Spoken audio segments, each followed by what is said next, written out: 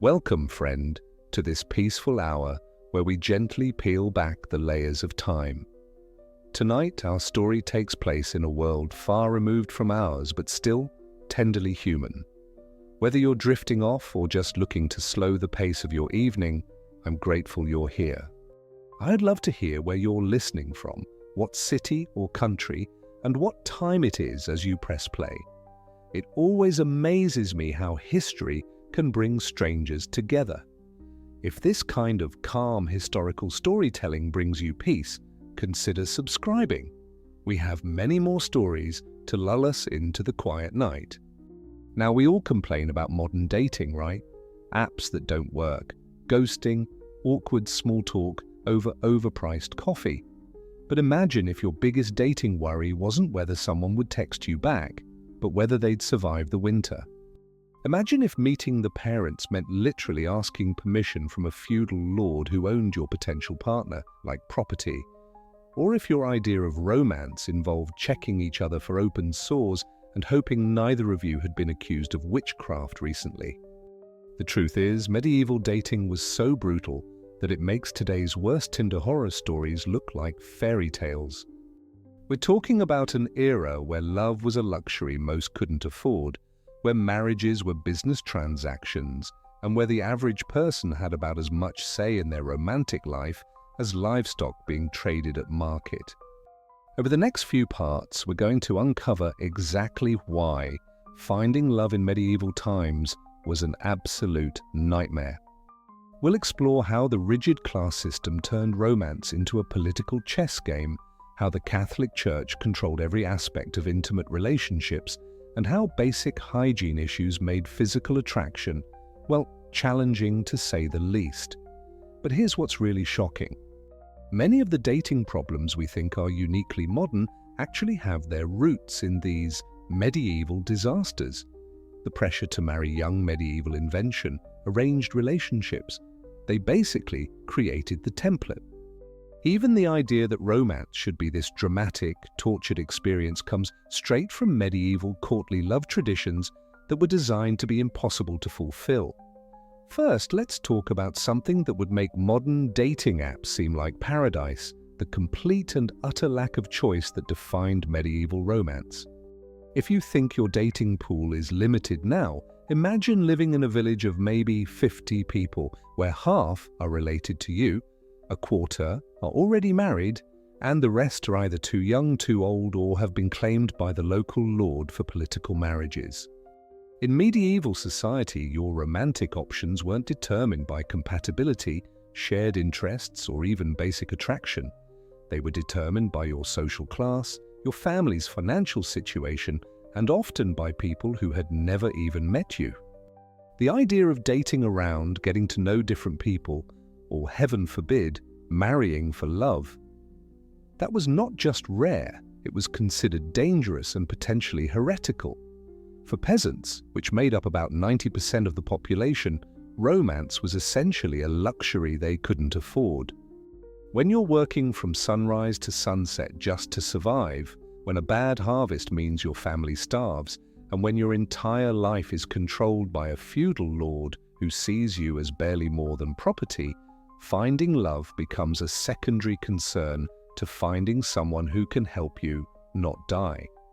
Most peasant marriages were arranged by families based on practical considerations.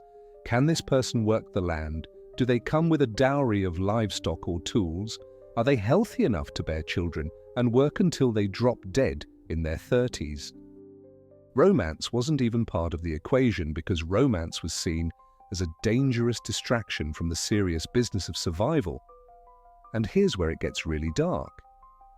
Even if you did find someone you genuinely cared about, there was no guarantee you'd be allowed to marry them. Feudal lords had the right to approve or deny marriages among their serfs, and they often used this power as a form of control.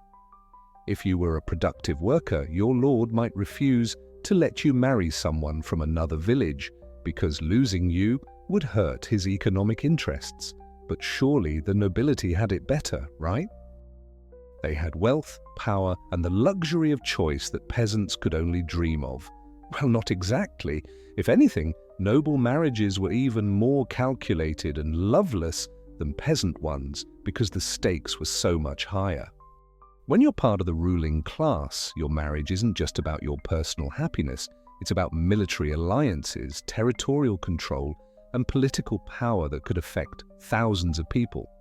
Noble children, especially daughters, were essentially treated as valuable trading cards in a complex game of medieval politics.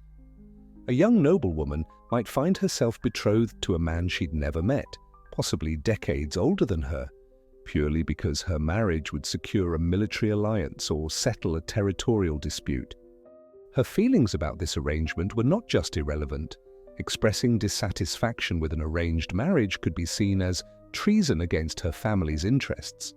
And let's talk about age, because this is where medieval dating gets truly disturbing by modern standards. The concept of childhood, as we understand it, didn't really exist in medieval times. Girls were often betrothed as young as 7 years old, with marriages typically consummated when they reached what was considered marriageable age, which was often as young as 12 or 13. These weren't marriages between children, which would have been unusual even then.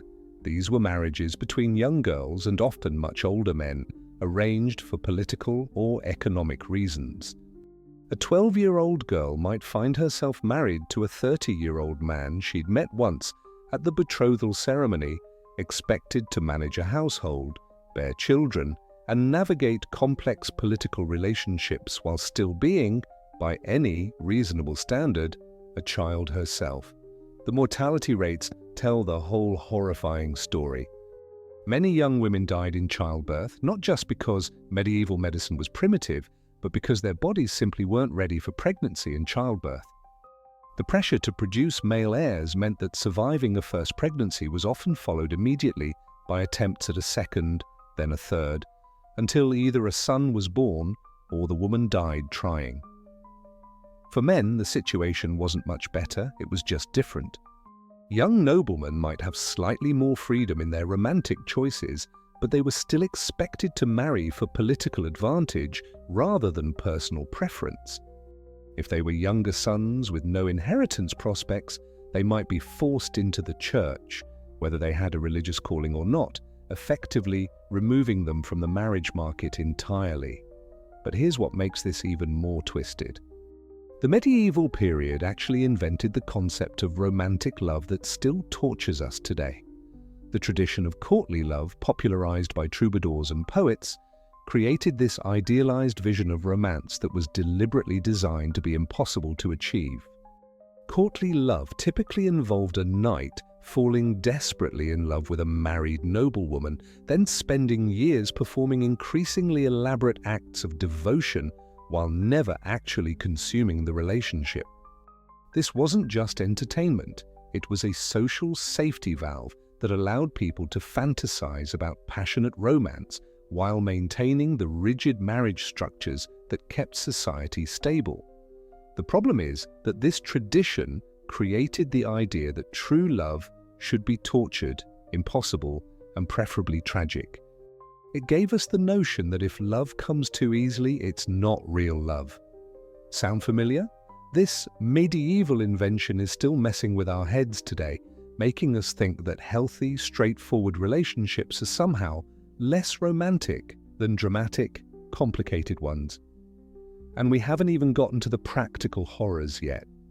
Imagine trying to be romantic in a world where most people had never brushed their teeth, where bathing was considered potentially dangerous to your health, and where the average person's idea of perfume was rubbing themselves with herbs to mask the smell of months without washing. Physical attraction, which we take for granted as a basic component of romance, was complicated by the simple fact that most people looked and smelled absolutely terrible by modern standards. Dental hygiene was non-existent, leading to widespread tooth loss and breath that could probably kill small animals. Skin diseases were rampant, from simple acne to serious conditions like scrofula, which caused visible growths and sores. But perhaps most disturbing of all was how the medieval understanding of sexuality and desire was shaped by religious doctrine that viewed physical pleasure as inherently sinful. The Catholic Church taught that sexual desire, even within marriage, was a necessary evil to be endured for the purpose of procreation, not enjoyed. This created a culture where expressing sexual desire, especially for women, was seen as evidence of moral corruption. Women who showed too much interest in physical pleasure were suspected of being in league with the devil. Men were expected to control their desires, but women were expected to barely have any desires at all. The result was a dating culture, if we can even call it that, where the very foundations of romantic attraction, physical chemistry, emotional connection, and shared pleasure were viewed with suspicion and often outright hostility. And this is just the beginning. We haven't even talked about how the church controlled every aspect of romantic relationships, how disease and death made long-term planning impossible, or how the constant threat of violence turned every potential romance into a potential tragedy.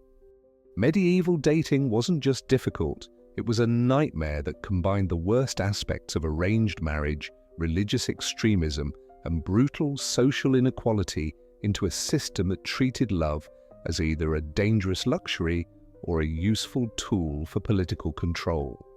So, the next time you're frustrated with modern dating, remember that at least you get to choose your own partners, express your desires without being accused of witchcraft, and generally expect to live long enough to see how the relationship turns out. Because in medieval times, even those basic freedoms were revolutionary concepts that most people could only dream about. As dawn broke over the cramped villages of medieval Europe, the harsh realities of courtship became even more apparent in the stark light of day. But if you think the social restrictions we discussed were bad, wait until you hear about the physical dangers that came with medieval romance. Because in a world without modern medicine or basic hygiene, even holding hands could literally be a matter of life and death. Picture this. You're a young peasant woman, maybe 15 years old, and you've somehow managed to catch the eye of a local farmer's son. Your families have agreed to let you walk together after church on Sundays, always under the watchful gaze of your mother or aunt, of course. But as you stroll through the village, you're not just navigating the rocky path between the thatched cottages, you're walking through a minefield of disease, filth, and physical dangers that would make modern dating apps seem like a luxury spa experience.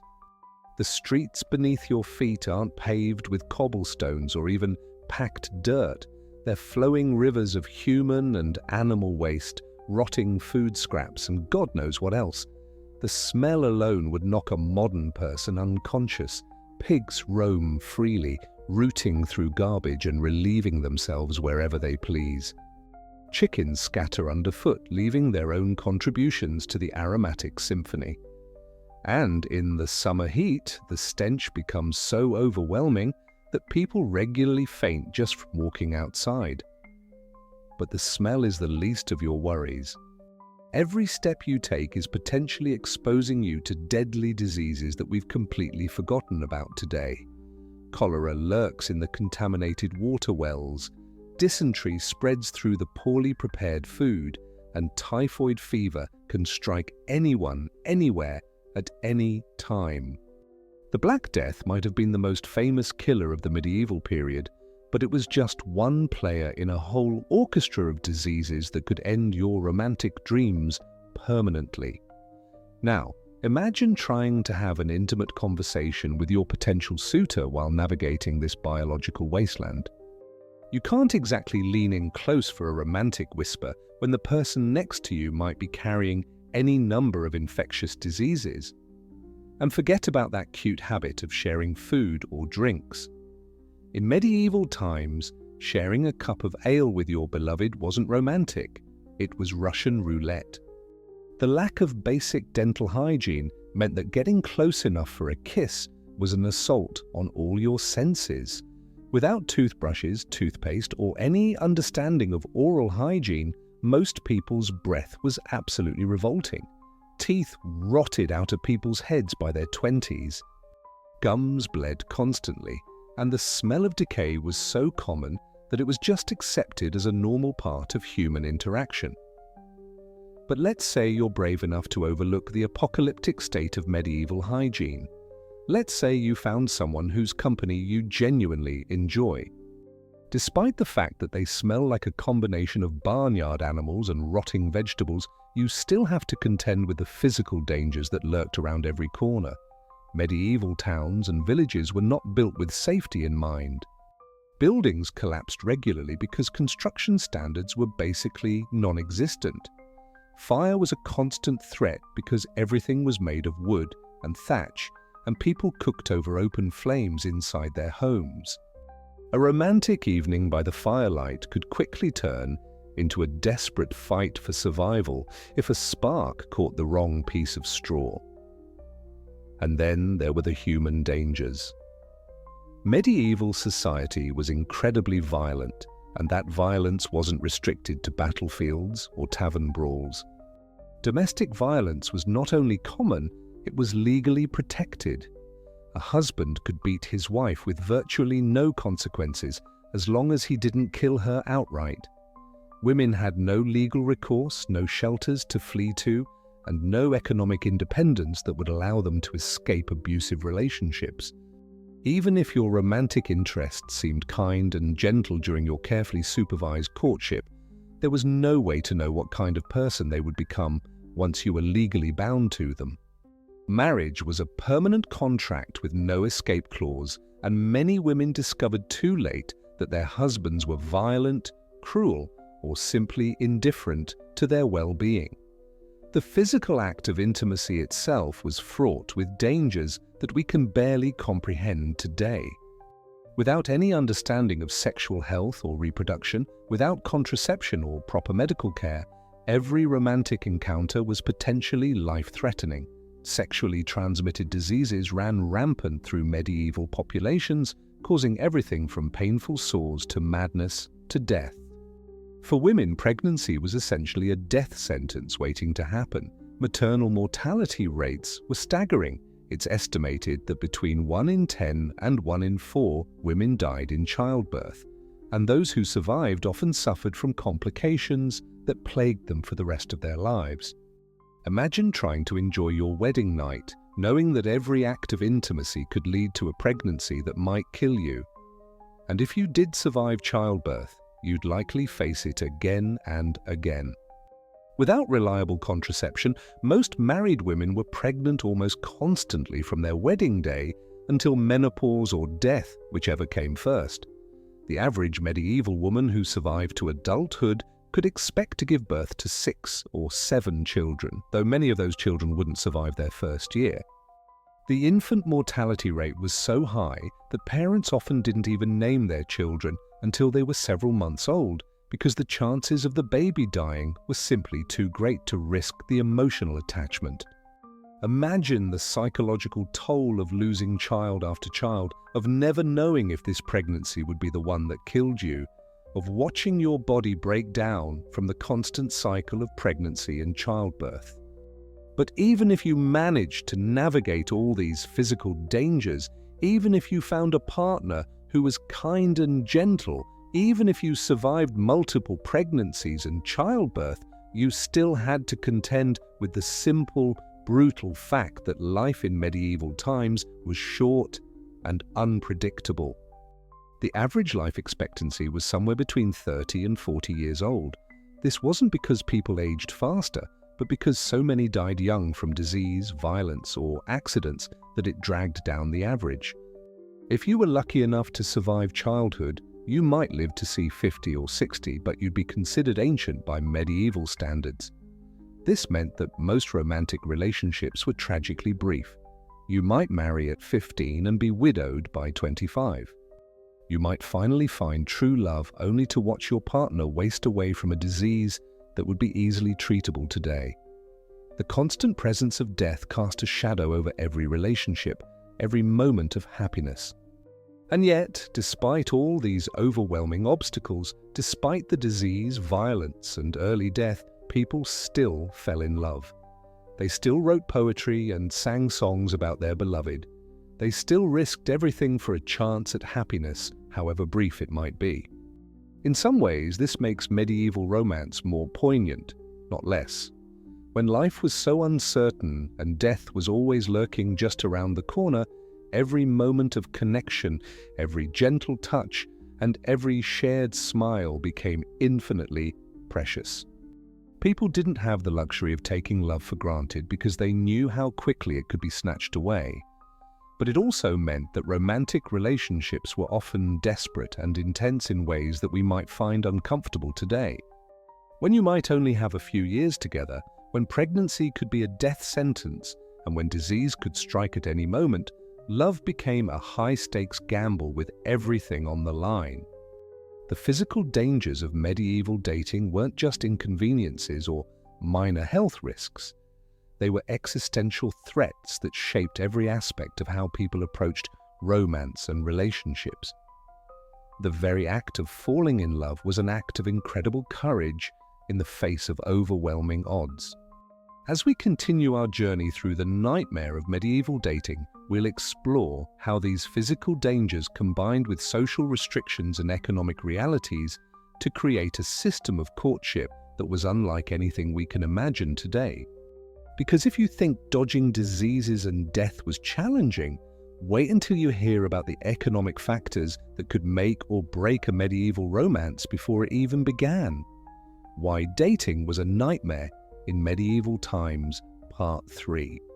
But while clan warfare, church oppression, and social constraints made daily life unbearable, perhaps nowhere was medieval brutality more apparent than in the realm of romance and relationships.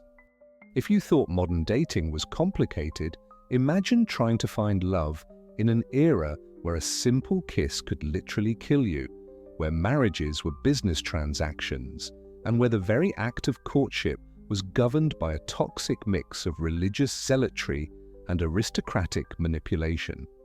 The medieval approach to love and marriage was so fundamentally twisted that it would make even the most dysfunctional modern relationship look like a fairy tale. This wasn't just about arranged marriages or lack of choice. This was a systematic destruction of human intimacy, wrapped in the false promise of chivalric romance and divine blessing. Let's start with the most basic element of any romantic relationship: physical attraction and intimacy. In medieval times, even the slightest physical contact between unmarried individuals was considered a grave sin that could damn your soul for eternity. The Catholic Church had turned human sexuality into something so shameful and terrifying that people genuinely believed a passionate kiss might send them straight to hell. But it wasn't just religious guilt that made physical intimacy dangerous, it was literally life-threatening. Without any understanding of hygiene or disease transmission, intimate contact was a game of Russian roulette. Sexually transmitted diseases ran rampant through medieval society, and there was no treatment, no cure, and often no understanding of how these ailments spread. Syphilis, which arrived in Europe during the late medieval period, was particularly devastating. The disease would eat away at people's faces, leaving them hideously disfigured before driving them insane and ultimately killing them. Imagine trying to build a romantic relationship when physical intimacy carried the very real risk of a slow, agonizing death. For women, the dangers were even more extreme. Pregnancy was essentially a death sentence that you might survive. Maternal mortality rates were astronomical, with some estimates suggesting that 1 in 3 women died during childbirth. This wasn't just about lack of medical knowledge. Medieval society actively made pregnancy more dangerous through their beliefs and practices. Medieval medical texts claimed that women were essentially defective men with bodies that were cold and wet rather than hot and dry.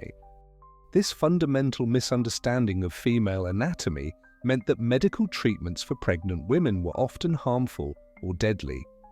Physicians might prescribe bloodletting to balance the humors or recommend herbs that were actually toxic to developing fetuses.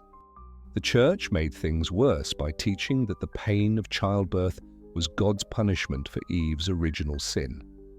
This meant that attempts to ease labor pain were considered blasphemous. Women were expected to suffer in agony as a form of divine penance, and any attempt to reduce their pain was seen as interfering with God's will. But let's say you survived courtship, avoided disease, and made it through pregnancy alive. The actual structure of medieval marriage was designed to crush any possibility of genuine love or partnership. Marriage wasn't about two people choosing each other. It was a business transaction between families, with the bride as the commodity being traded. Fathers would negotiate bride prices and dowries like they were selling livestock. The bride herself had no say in the matter. She might meet her husband for the first time on her wedding day, or worse, she might be married to a man she found repulsive or terrifying. Her feelings, her desires, her hopes for the future were completely irrelevant. The age at which these marriage negotiations began was particularly horrifying. Girls as young as 7 years old could be betrothed, and marriages were often consummated when the bride reached 12 or 13. These weren't marriages between children and other children. These were often arrangements between young girls and much older men, sometimes men old enough to be their grandfathers. Consider the case of Margaret Bowitt, who was married for the first time at age 6. She was widowed at age 7, remarried at age 9, and gave birth to her only child, the future King Henry VIII, when she was just 13 years old. The traumatic birth left her unable to have more children and caused lifelong health problems. This wasn't unusual. This was the normal experience for noble women.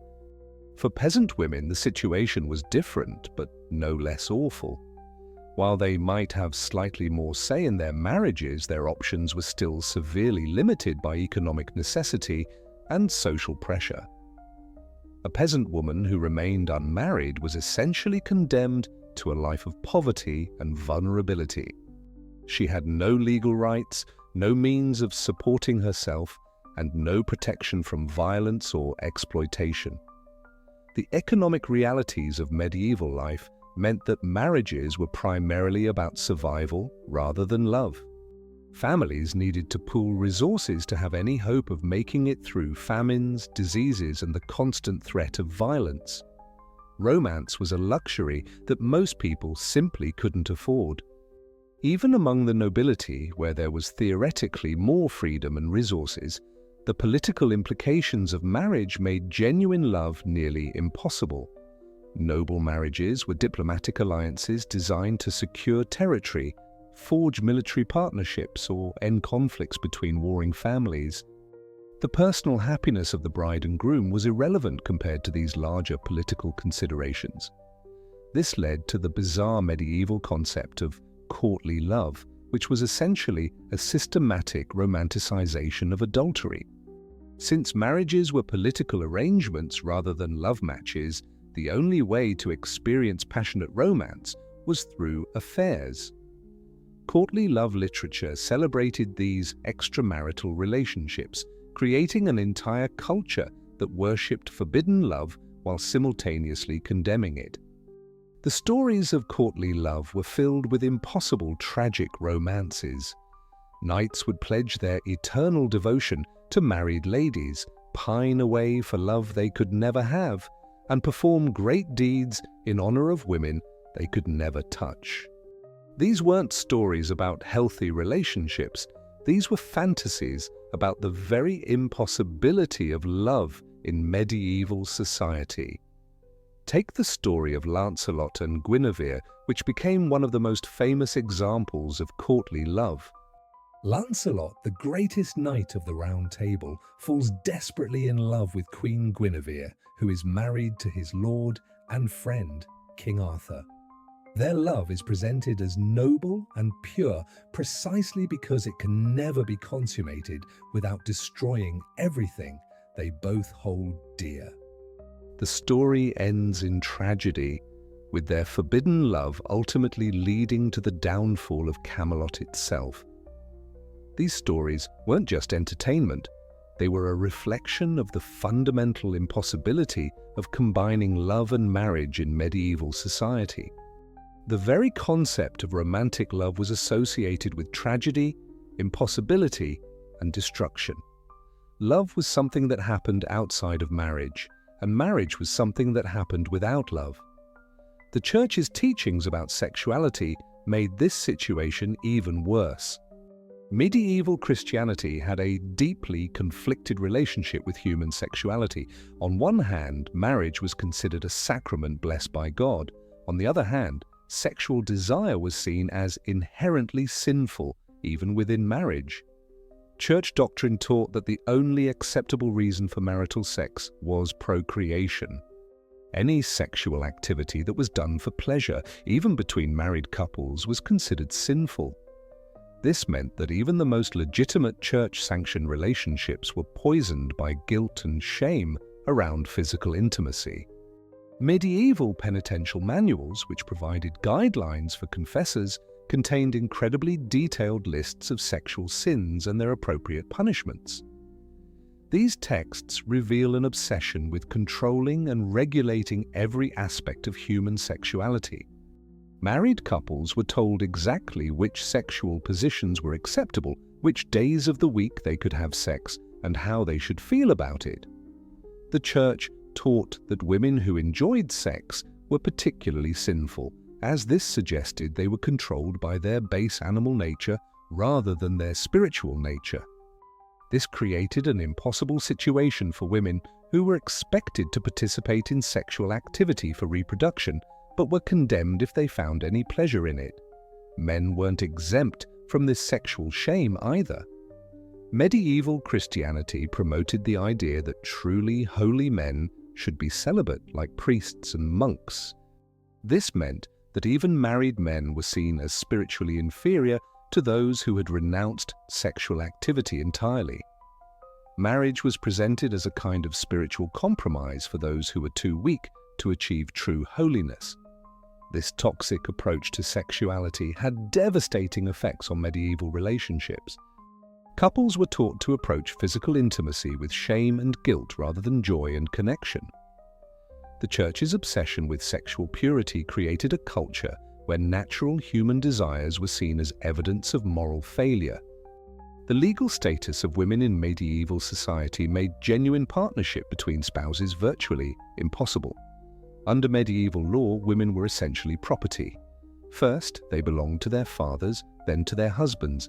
They couldn't own property, make contracts, or even appear in court without male representation. This legal framework meant that marriage wasn't a partnership between equals, it was a transfer of ownership. A woman's role was to be obedient to her husband, produce heirs, and manage the household.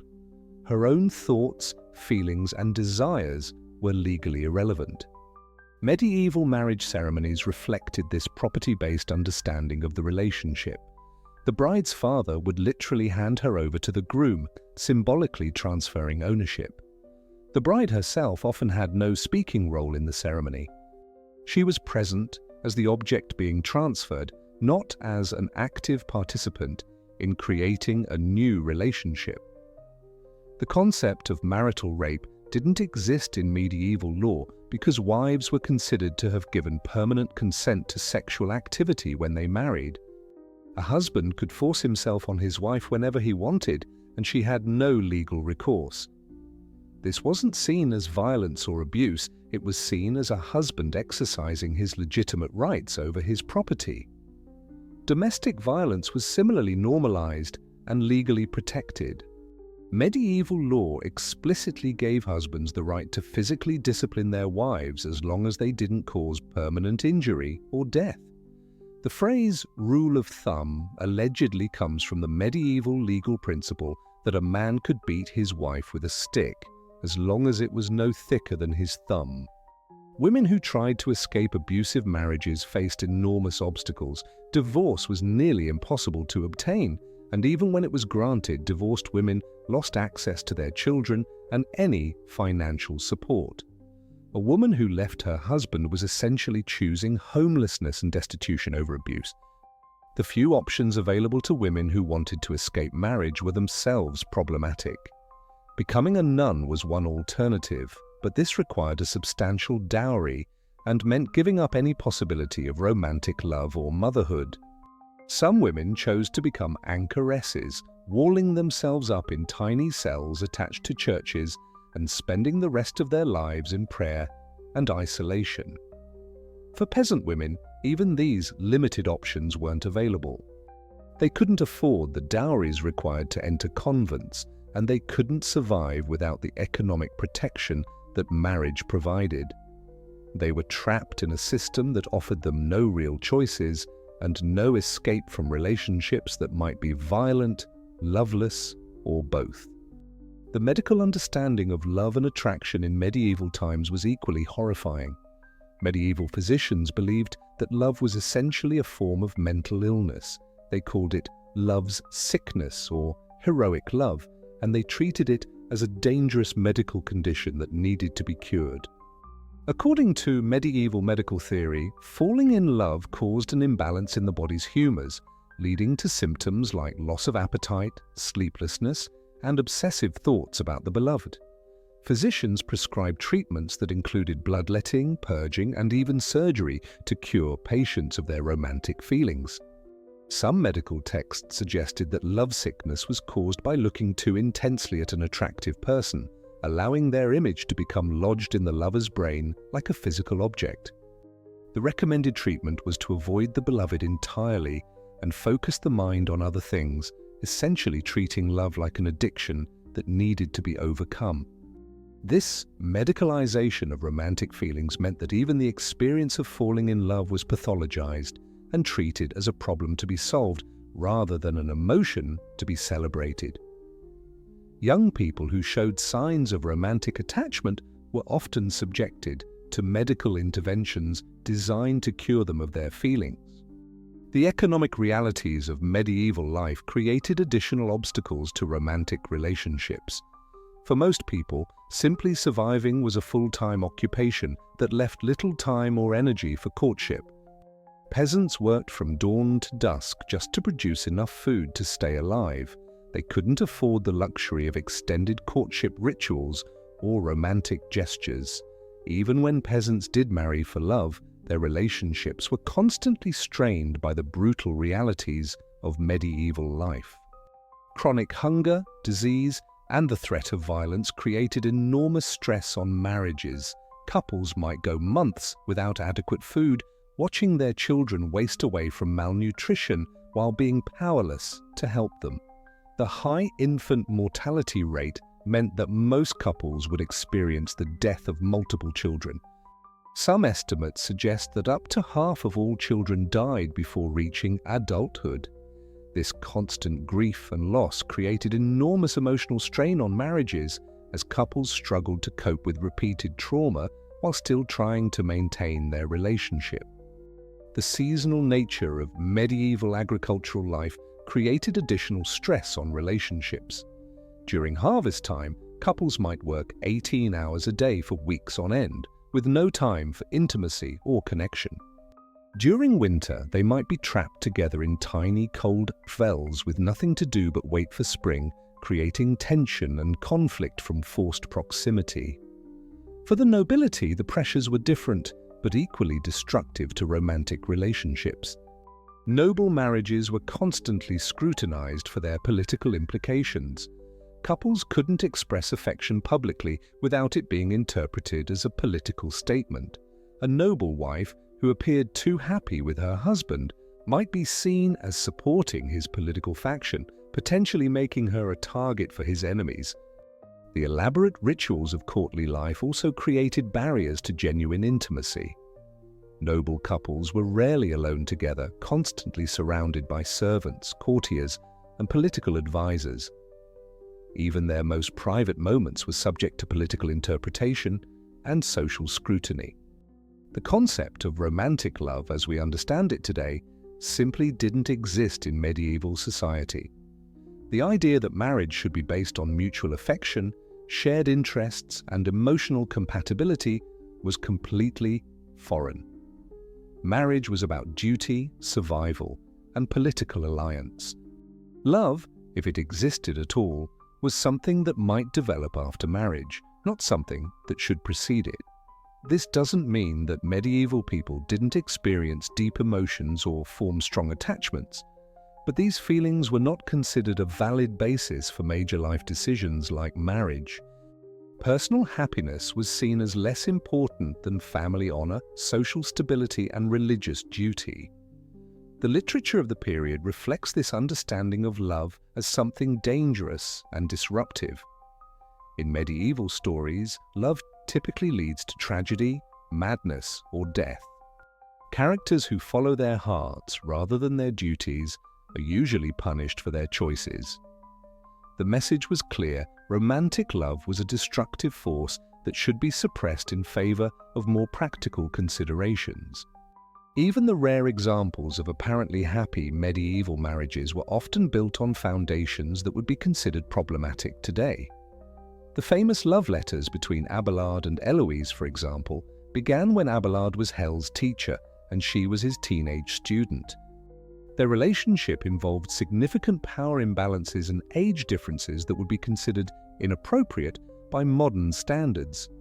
The medieval understanding of consent was also fundamentally different from modern concepts. The idea that both parties needed to freely and enthusiastically agree to sexual activity was not recognized. Women were expected to submit to their husband's desires, regardless of their own feelings. Men were taught that women's protests were often insincere and that persistence was a virtue. This created a culture where sexual coercion was normalized and even romanticized. Medieval literature is filled with stories of men who win women through persistence, trickery, or force. These stories were presented as romantic rather than disturbing, reflecting a society that didn't recognize women's right to sexual autonomy. The religious framework surrounding marriage also created impossible expectations for medieval couples.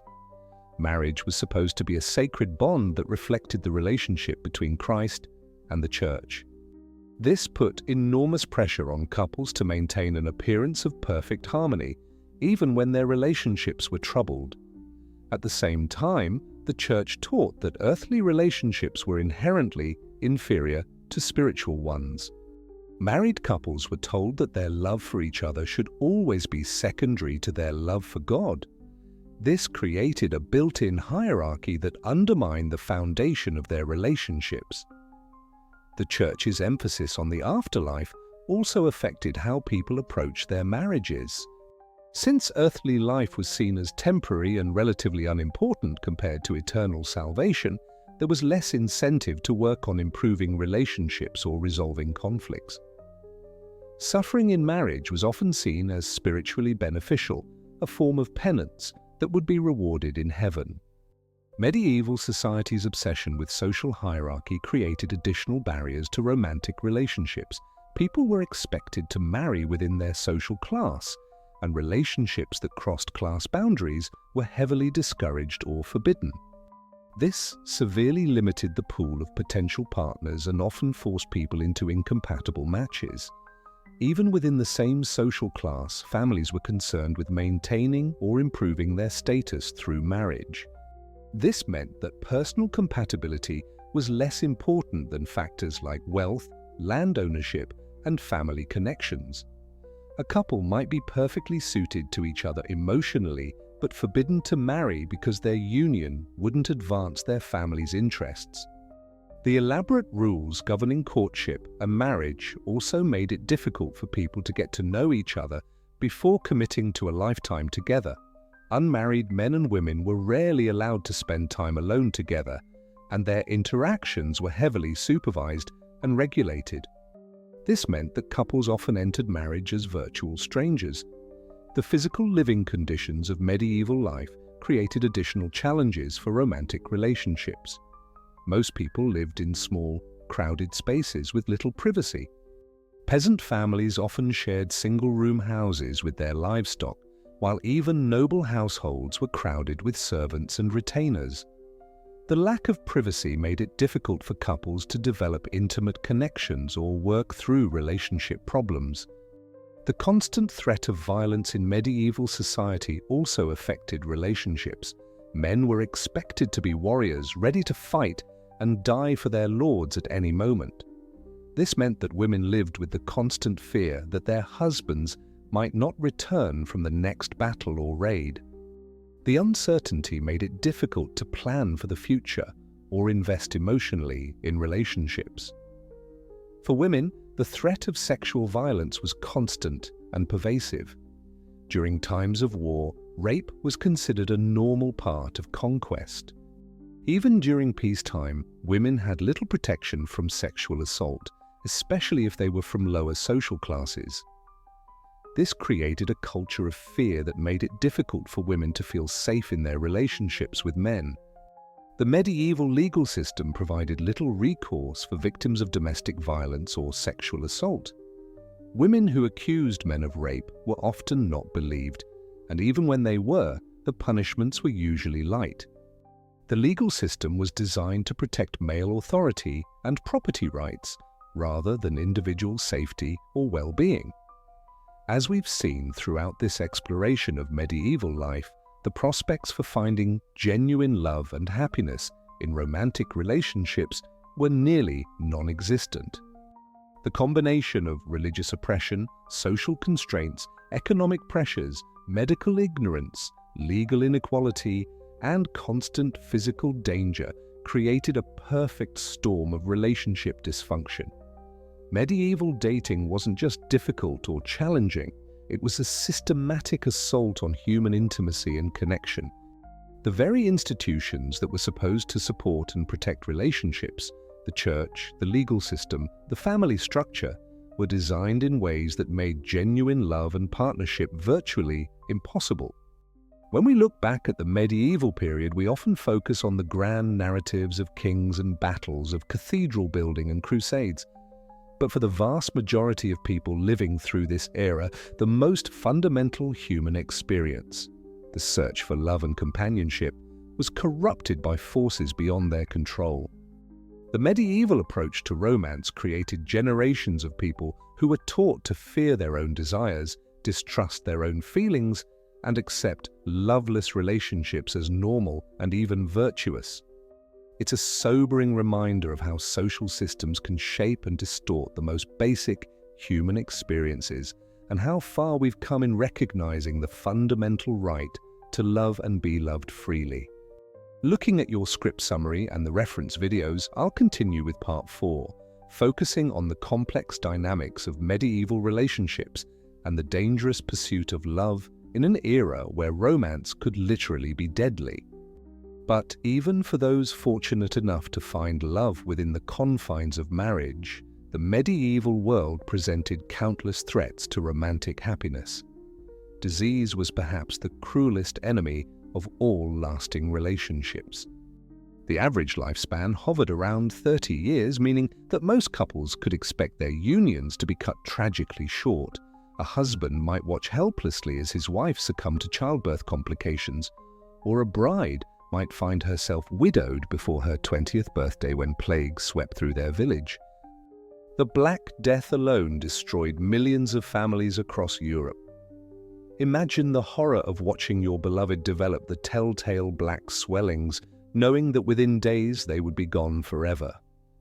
Chronicles from the period describe entire households wiped out, leaving only empty beds and broken hearts. In some villages, so many died that there weren't enough survivors left to bury the dead properly. But disease wasn't the only threat stalking medieval lovers. Violence was a constant specter hanging over every relationship. Wars between kingdoms, feuds between noble houses, and simple banditry could tear couples apart at any moment. A young man might ride off to fight in his lord's army, promising to return to his sweetheart, only to fall on some distant battlefield. His beloved would wait and hope, perhaps for years, never knowing if he was alive or dead. The story of Elena and Thomas illustrates this tragic reality perfectly.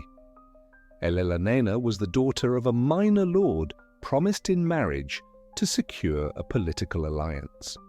But she had fallen deeply in love with Thomas, a knight in her father's service.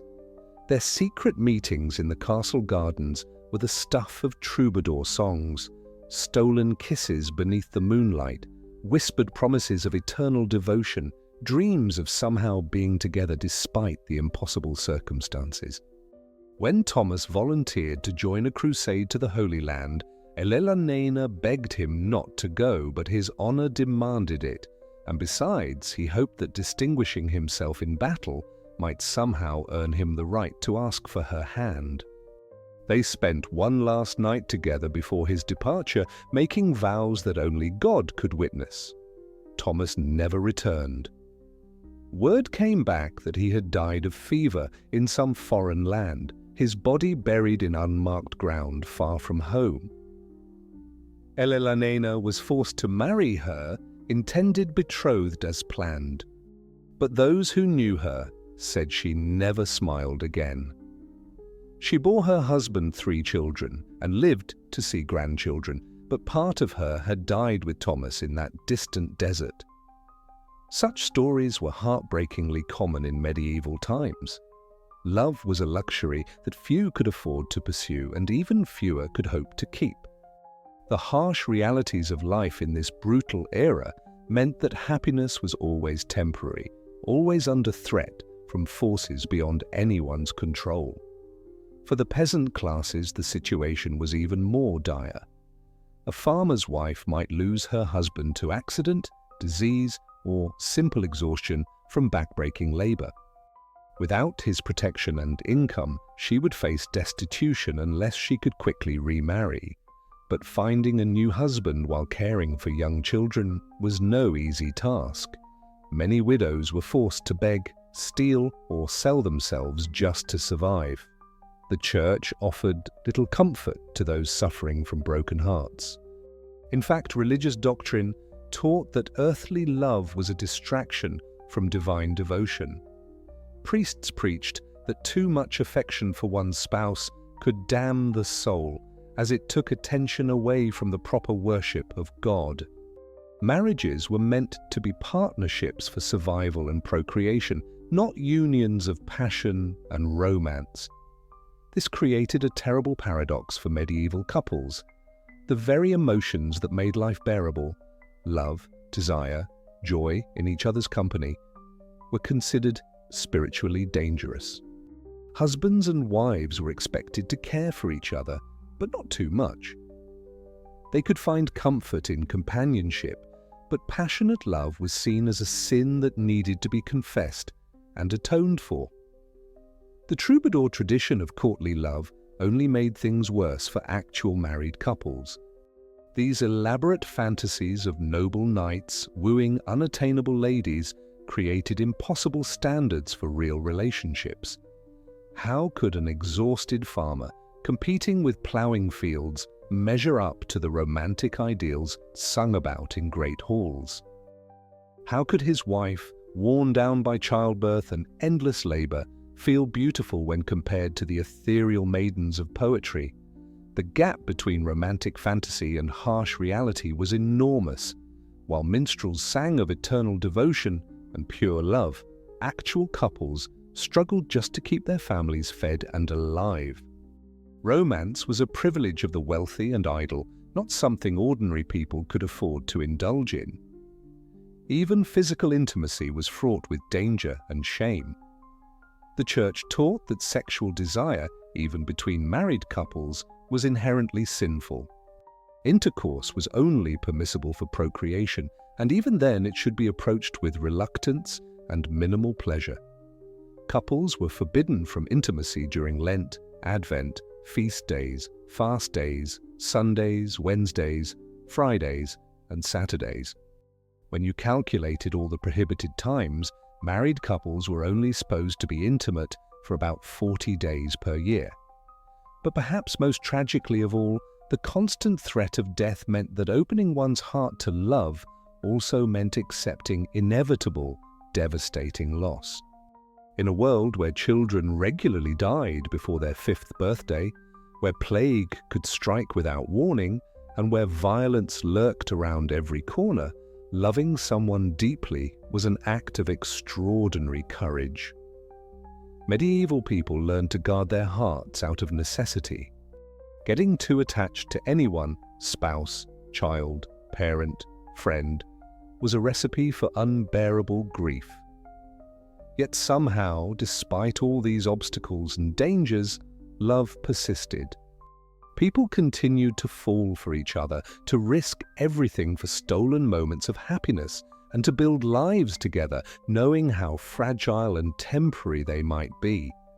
The letters and poems that survive from this period reveal the same longing, passion, and heartbreak that humans have always experienced. A merchant writing to his wife during a long journey, a mother mourning a child lost to fever, and a young couple planning their future together. Their words echo across the centuries, reminding us that beneath all the harsh realities of medieval life, hearts beat that loved just as deeply as our own. As we reflect on these long-ago lovers, separated by death, duty, and circumstance, we can appreciate how fortunate we are to live in an age where love has a real chance to flourish, where medical care can extend our time together, where communication can bridge any distance, and where we're free to choose our own partners and follow our hearts. The medieval world was indeed a nightmare for those seeking love. But their courage in loving anyway, despite impossible odds, perhaps makes their stories all the more beautiful and heartbreaking. Looking at the reference materials and your script summary, I'll continue the medieval dating narrative with part 5, focusing on the brutal realities of courtship and marriage in this harsh era. Yet, even as love struggled to survive amid such brutality, the very act of courtship itself presented dangers that modern romantics could scarcely imagine.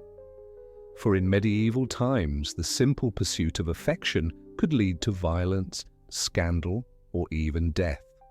Consider the treacherous world of medieval matchmaking, where marriages were arranged like military alliances and courtship was a battlefield of competing interests.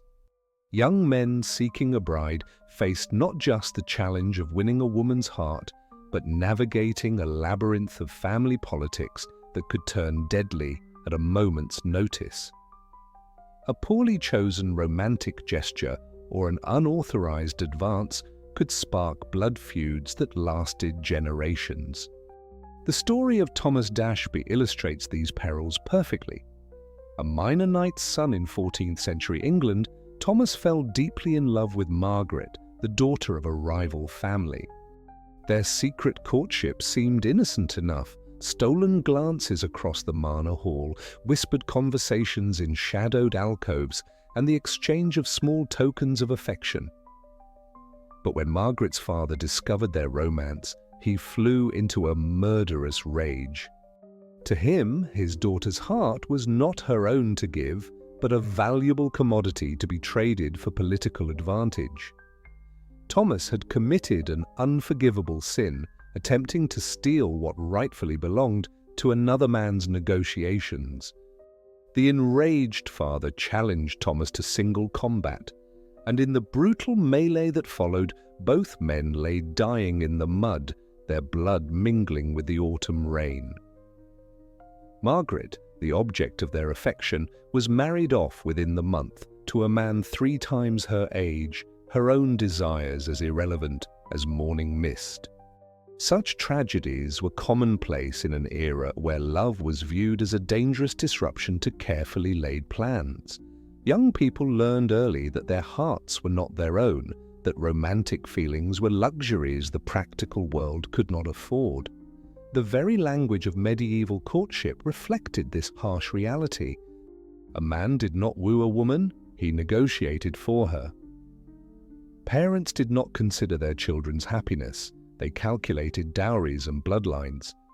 Even when families approved of a match, the actual process of medieval courtship was fraught with peculiar dangers and bizarre customs that seem almost comical today, yet were deadly serious then. Take the practice of bundling, common in colder regions where courting couples were encouraged to share a bed while fully clothed, sometimes with a wooden board placed between them. The theory was that this allowed intimate conversation while preserving virtue. But in practice, it led to countless scandals, unwanted pregnancies, and shotgun weddings that began in resentment rather than love. The medieval obsession with virginity created its own nightmarish complications for young lovers. Women lived under constant surveillance, their every move scrutinized for signs of impropriety. A simple conversation with a man could ruin a woman's reputation forever, while actual physical intimacy before marriage could result in public shaming, exile, or worse. The pressure was so intense that some women resorted to dangerous herbal concoctions or primitive surgical procedures to fake their virginity on their wedding night, risking death from infection or poisoning. Men faced their own brutal expectations.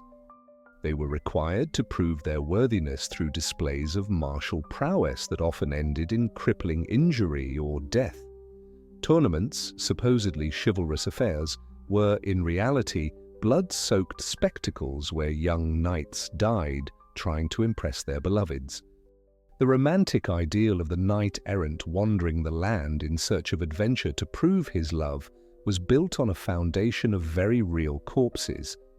The economic realities of medieval marriage added another layer of cruelty to romantic pursuits. Love matches were seen as selfish indulgences that weakened family fortunes and destabilized social order. A peasant who married for love might find himself cast out by his lord, left to starve with his beloved. A noble who defied his family's wishes could be disinherited, stripped of lands and title, and reduced to beggary overnight. The Church, supposedly the guardian of marriage as a sacred institution, often made courtship even more treacherous with its labyrinthine rules about who could marry whom. Complex laws governing blood relations meant that couples might discover, sometimes years into their relationship, that they were too closely related to wed. The dispensations required to overcome such obstacles were expensive and time-consuming, available only to the wealthy and well-connected. Religious festivals, ostensibly times of joy and celebration, became hunting grounds for predatory men seeking to exploit the temporary relaxation of social boundaries. Young women attending church gatherings or village fairs faced constant threats of assault or abduction. Many families kept their daughters virtually imprisoned during such events, viewing the risk of social interaction as simply too great. Even successful courtships that led to approved marriages were shadowed by the grim statistics of medieval life. The bride and groom exchanging vows could reasonably expect that one of them would be dead within a decade, victim of disease, childbirth complications, or violence. Wedding celebrations had an undertone of desperate urgency, as if the participants knew they were racing against time itself. The wedding night, supposedly the culmination of courtship, was often a traumatic ordeal, especially for young brides who might be completely ignorant of what awaited them. In an age without effective contraception, pregnancy was almost inevitable, and with it came a terrifying mortality rate. For many women, marriage was quite literally a death sentence delivered with flowers and music. Those who survived the early years of marriage found that medieval domestic life offered little respite from danger. Domestic violence was not just tolerated but legally sanctioned. Husbands had the right to chastise their wives with physical force, and the line between discipline and abuse was drawn by the husband alone. Women who complained too loudly about their treatment might find themselves accused of witchcraft or adultery, charges that could result in execution. The isolation of medieval households meant that abused spouses had little recourse and nowhere to flee. Extended family members were often more concerned with maintaining family honor than protecting vulnerable relatives. The Church preached submission and endurance, offering the cold comfort that suffering in this life would be rewarded in the next. Children born of these troubled unions faced their own romantic doom. Raised in households where love was rare and violence common, they learned early that relationships were about power and survival rather than affection and companionship. The cycle of loveless, brutal marriages perpetuated itself generation after generation, creating a society where genuine intimacy was almost impossible to achieve. Yet, perhaps most tragically of all, there were those who did find true love in this harsh world, only to watch helplessly as circumstances beyond their control tore them apart. Star-crossed lovers, separated by war, plague, or family feuds, became the stuff of legend precisely because their stories resonated with so many who had experienced similar heartbreak. The literature of the period is filled with tales of lovers who chose death rather than separation, Romeo and Juliet being merely the most famous example of a theme that appeared countless times in medieval romance. These stories spoke to a deep human longing for connection that even the brutal realities of medieval life could not entirely extinguish. As we reflect on this catalogue of romantic horrors, it becomes clear that dating was indeed a nightmare in medieval times, a dangerous game played with hearts and lives in a world that offered little protection for the vulnerable and even less tolerance for the inconvenient demands of love. The next time we complain about the complexities of modern romance, perhaps we should spare a thought for our ancestors who faced not just broken hearts, but broken bones, exile, and death in their pursuit of human connection. Why dating was a nightmare in medieval times. Part 6. Now, if you thought the rigid marriage arrangements and brutal customs we've explored were the worst of medieval romance, we're about to delve into something even more disturbing. Because beyond the social restrictions and political limitations lay a web of superstitions, religious hysteria, and paranormal beliefs that turned the simple act of falling in love into a potential death sentence. In the flickering candlelight of a medieval cottage, a young woman named Isabel carefully braided herbs into her hair, whispering ancient words her grandmother had taught her. She wasn't casting spells or communing with dark forces, she was simply trying to attract the attention of Thomas, the blacksmith's son, using folk remedies that had been passed down through generations of village women. But in an age where the line between medicine and magic was razor-thin, such innocent actions could easily be misconstrued as witchcraft. The medieval world was absolutely saturated with supernatural beliefs that directly impacted romantic relationships. Love itself was often viewed through a lens of suspicion and fear. If someone fell suddenly and passionately in love, it might be attributed to love potions, enchantments, or demonic influence rather than natural attraction. Women in particular were seen as susceptible to supernatural manipulation. Any woman who displayed unusual beauty, intelligence, or independence risked being branded as a witch or sorceress. The Church's teachings on sexuality created an atmosphere of terror around physical desire. Lust was considered one of the 7 deadly sins, and any intense romantic or sexual feeling could be interpreted as evidence of demonic possession or corruption. This meant that the very emotions that draw people together were treated as dangerous spiritual threats. Young people were taught to be deeply suspicious of their own feelings, creating a psychological minefield around the development of romantic relationships. Consider the plight of a young man named Edmund, who lived in 14th century England. When he found himself powerfully attracted to a local merchant's daughter, he didn't celebrate these feelings or see them as natural human emotions. Instead, he was tormented by the possibility that his desires were sinful, that he was being tempted by Satan, or that the woman herself might be using supernatural means to ensnare him. This kind of psychological torture was commonplace, turning what should have been a joyous romantic awakening into a source of guilt, fear, and spiritual crisis. The belief in love magic was both widespread and dangerous. It was commonly accepted that certain individuals, particularly older women with knowledge of herbs and folk remedies, could create potions and spells to influence romantic feelings.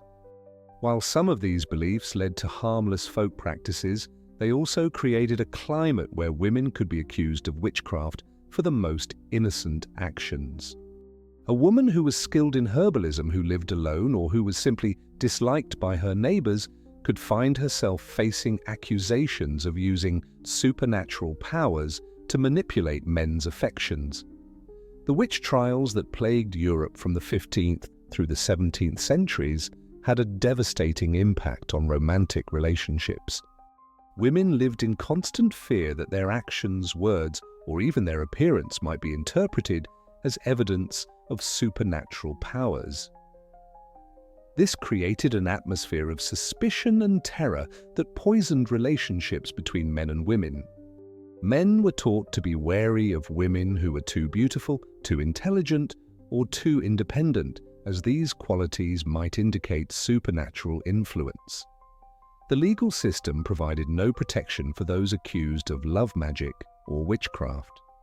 The burden of proof was often reversed, requiring the accused to prove their innocence rather than requiring accusers to prove guilt. Confessions were extracted through torture, and the methods used to identify witches were based on superstition rather than evidence. A woman might be condemned to death simply because a man claimed she had bewitched him into loving her, or because someone in the community believed she had used magic to steal another woman's husband. The story of Agnes Waterhouse, one of the first women executed for witchcraft in England in 1566, illustrates how romantic relationships could become entangled with accusations of supernatural crime. Agnes was an elderly widow who lived alone and was known for her knowledge of herbal remedies. When several young men in her village experienced unrequited love or romantic disappointments, rumors began to spread that Agnes was using magic to interfere with their romantic lives. The accusations escalated until she was arrested, tried, and executed for witchcraft. Despite the complete lack of credible evidence against her, the fear of supernatural influence extended to every aspect of courtship and marriage. Wedding ceremonies included numerous rituals and protections designed to ward off evil spirits and malicious magic. Brides wore specific colors, carried particular herbs, or performed certain actions to protect themselves from supernatural interference.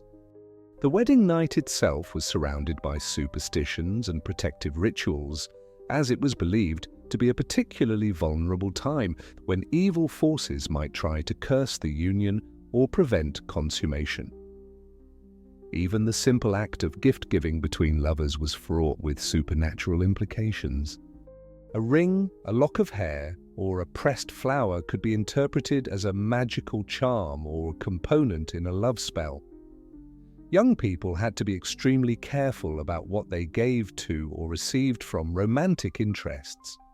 As innocent tokens of affection, these gifts could later be used as evidence of witchcraft if the relationship went sour or if someone wanted to make accusations. The belief in the evil eye added another layer of danger to romantic relationships. It was widely believed that certain individuals could curse others simply by looking at them with malicious intent. This meant that jealous rivals, disappointed suitors, or disapproving family members could be blamed for romantic misfortunes through supernatural means. If a couple experienced problems in their relationship, if a pregnancy ended in miscarriage, or if one partner fell ill, it might be attributed to the evil eye rather than natural causes. The concept of demonic possession also impacted romantic relationships in terrifying ways.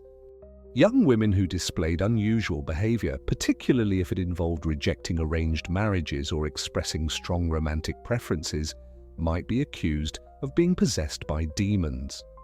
The treatments for such possession were brutal and often fatal, involving exorcisms, beatings, starvation, and other forms of torture designed to drive out the supposed evil spirits. Religious authorities actively promoted these supernatural fears as a way of controlling romantic and sexual behavior by teaching people to be suspicious of their own emotions and to fear supernatural influence in their relationships. The Church maintained strict control over courtship and marriage practices. Young people were discouraged from following their hearts or making independent romantic choices, as such actions might be evidence of supernatural manipulation. The intersection of medicine and magic created additional dangers for those seeking help with romantic problems. Herbalists, midwives, and folk healers who provided remedies for lovesickness, infertility, or other romantic difficulties were particularly vulnerable to accusations of witchcraft. Even physicians and learned men could find themselves accused of using supernatural means if their treatments were too successful or if they were associated with romantic scandals. The psychological impact of living under such superstitious terror cannot be overstated. Young people grew up believing that their most natural and fundamental emotions were potentially dangerous, that expressions of love might be evidence of supernatural corruption, and that romantic relationships were constantly threatened by invisible malevolent forces. This created a culture of fear and suspicion that made genuine intimacy and trust nearly impossible to achieve. The documentation from medieval and early modern court records reveals the devastating human cost of these supernatural beliefs. Countless women were tortured and executed on charges related to love magic or romantic witchcraft. Families were torn apart by accusations and suspicions. Communities were divided by fear and paranoia. The very bonds that should have brought people together became sources of danger and terror. The irony is that many of the practices condemned as supernatural were actually based on genuine knowledge of herbs, psychology, and human behavior. Women who understood how to use certain plants to improve health, who could read people's emotions and provide good advice, or who simply had the confidence to live independently, were often the ones accused of witchcraft. The systematic persecution of such women represented not just an attack on individuals, but a broader assault on female knowledge and autonomy. The belief in supernatural influence also served as a convenient excuse for men who wanted to escape responsibility for their romantic choices. A man who abandoned his wife for another woman could claim he had been bewitched. A nobleman who broke an engagement could argue that he had been under supernatural influence. These accusations allowed men to avoid the social and legal consequences of their actions while simultaneously destroying the lives of the women they blamed. The fear of love magic extended even to the highest levels of society. Royal marriages were surrounded by elaborate protective rituals, and court physicians were constantly on guard against supernatural threats to royal romantic relationships. Kings and queens employed specialists in counter magic to protect against romantic curses, and political enemies might be accused of using supernatural means to interfere with royal marriages or fertility. The artistic and literary culture of the medieval period both reflected and reinforced these supernatural fears. Stories of enchantresses, love potions, and magical seduction were extremely popular, but they also served to reinforce the idea that romantic relationships were inherently dangerous and potentially supernatural in nature.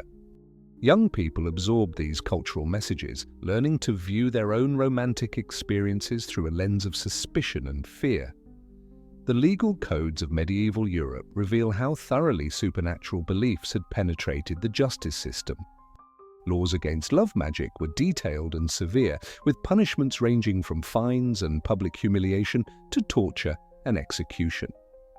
The fact that such laws existed and were regularly enforced demonstrates how seriously these supernatural threats were taken by medieval authorities.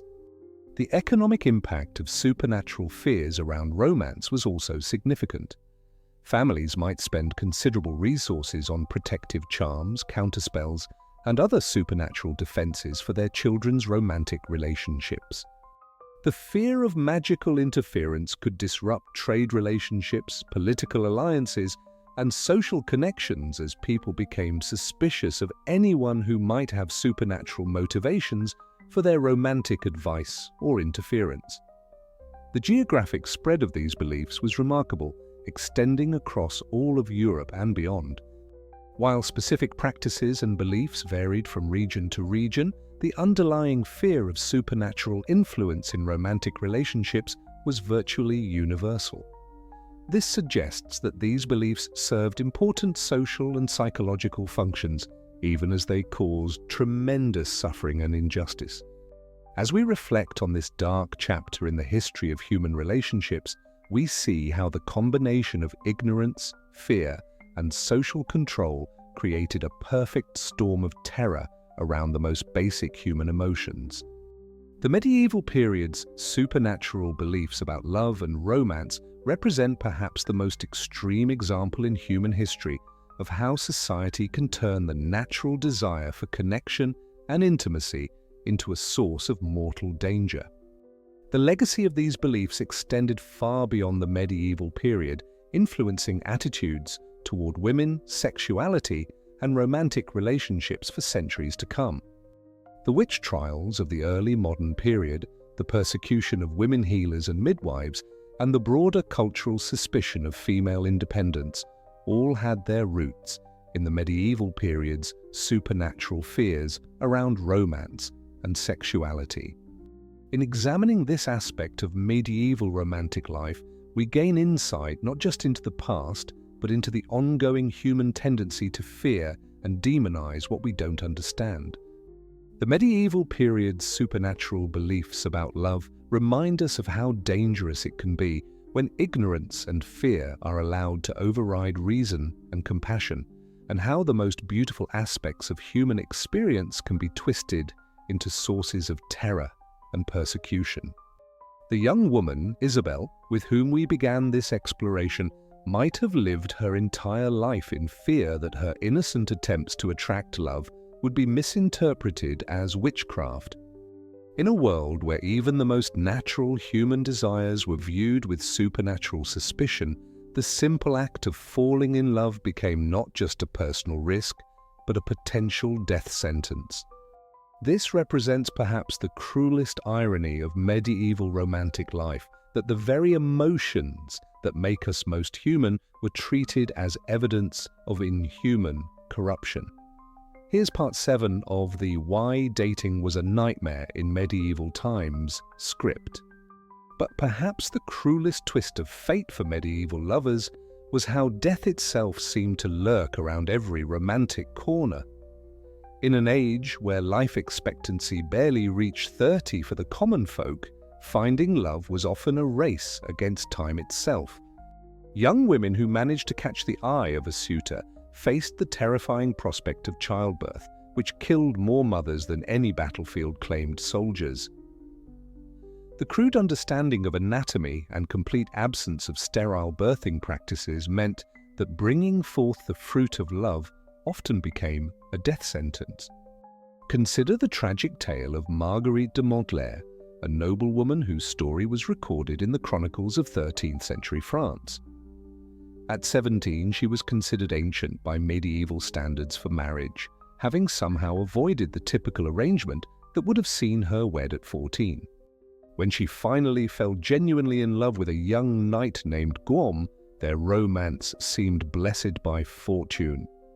They exchanged secret letters, written in the flowery language of courtly love, met in hidden alcoves of her father's castle, and dreamed of a life together that transcended the usual political machinations of noble marriage.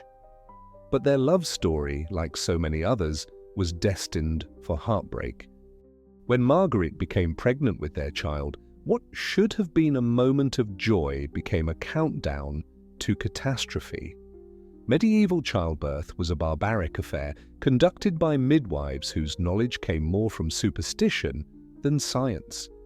They believed that a difficult labor could be eased by hanging eagle stones around the mother's neck, or that placing a knife under the birthing bed would cut the pain.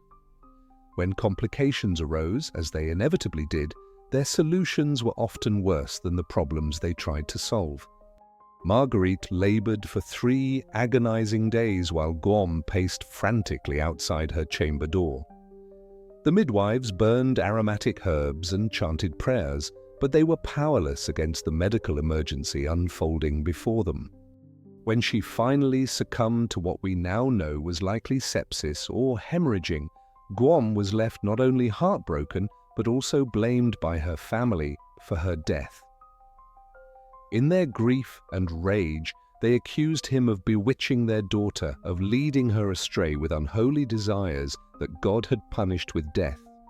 This wasn't an isolated tragedy, but rather the grim reality for countless medieval couples. Even if lovers managed to navigate the treacherous waters of social expectations, religious restrictions, and family politics, they still had to contend with the simple biological fact that love in the Middle Ages was often cut short by death. Infectious diseases swept through communities with terrifying regularity, claiming young and old alike. The Black Death alone killed an estimated 1/3 of Europe's population in the 14th century, leaving behind countless widows and widowers who had barely begun their lives together. The constant presence of death created a peculiar intensity to medieval romance. Lovers couldn't afford the luxury of long courtships or gradual emotional development. When life could end at any moment from plague, injury, or childbirth, every stolen kiss carried the weight of potential finality. This urgency infused medieval love poetry with a desperate quality that modern readers often find both beautiful and heartbreaking. The famous troubadour songs of unrequited love weren't just artistic conceits, but reflections of a world where love was frequently interrupted by the grave. But death wasn't the only spectre haunting medieval romance. The very act of falling in love was considered dangerous to one's spiritual well-being. The medieval church taught that passionate love was a form of spiritual sickness that could lead the soul astray from its proper devotion to God. This created an impossible paradox for young people whose hearts naturally yearned for connection and intimacy. They were told that the very feelings that made them most human were also the feelings most likely to damn them for eternity. The concept of romantic love as a positive force was so foreign to medieval thinking that when it began to emerge in the 12th century through the literature of courtly love, it was revolutionary and dangerous. The idea that a man might worship a woman with the same fervor typically reserved for the Virgin Mary was scandalous. The notion that sexual desire could be ennobling rather than degrading challenged the fundamental assumptions of medieval Christianity. Yet even this supposedly elevated form of love was fraught with peril, as it was typically adulterous in nature, celebrated the suffering of unfulfilled desire, and often ended in tragedy. The troubadour tradition that gave birth to our modern conception of romantic love was built on the foundation of impossible relationships. The knight who loved his lord's wife, the lady who pined for a man she could never marry, and the young lovers separated by class or circumstance, these weren't seen as problems to be solved, but as the very essence of pure love.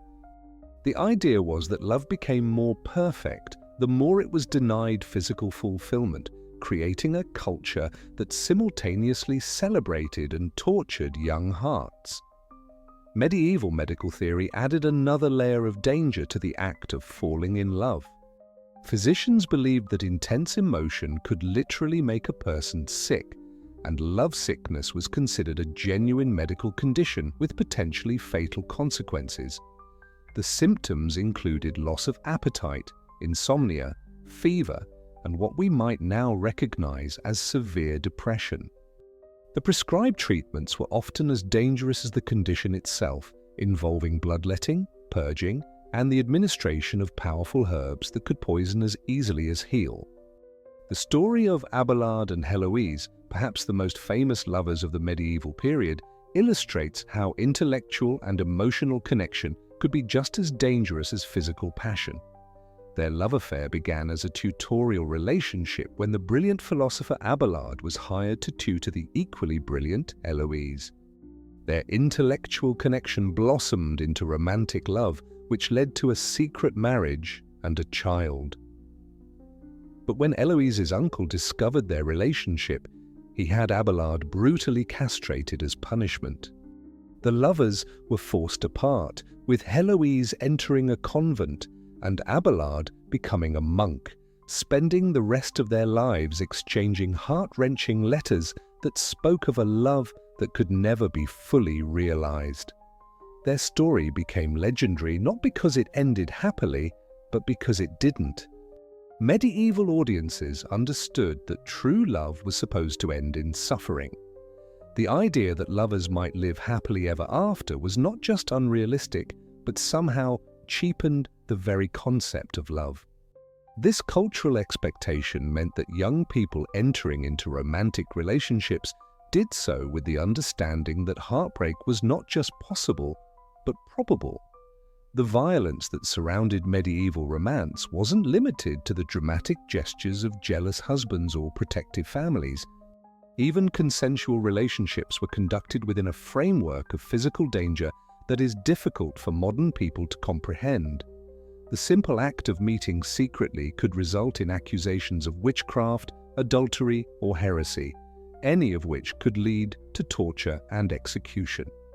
Young women who showed too much independence in matters of the heart risked being labeled as wanted or possessed, while young men could find themselves accused of seduction, rape, or corruption of innocence.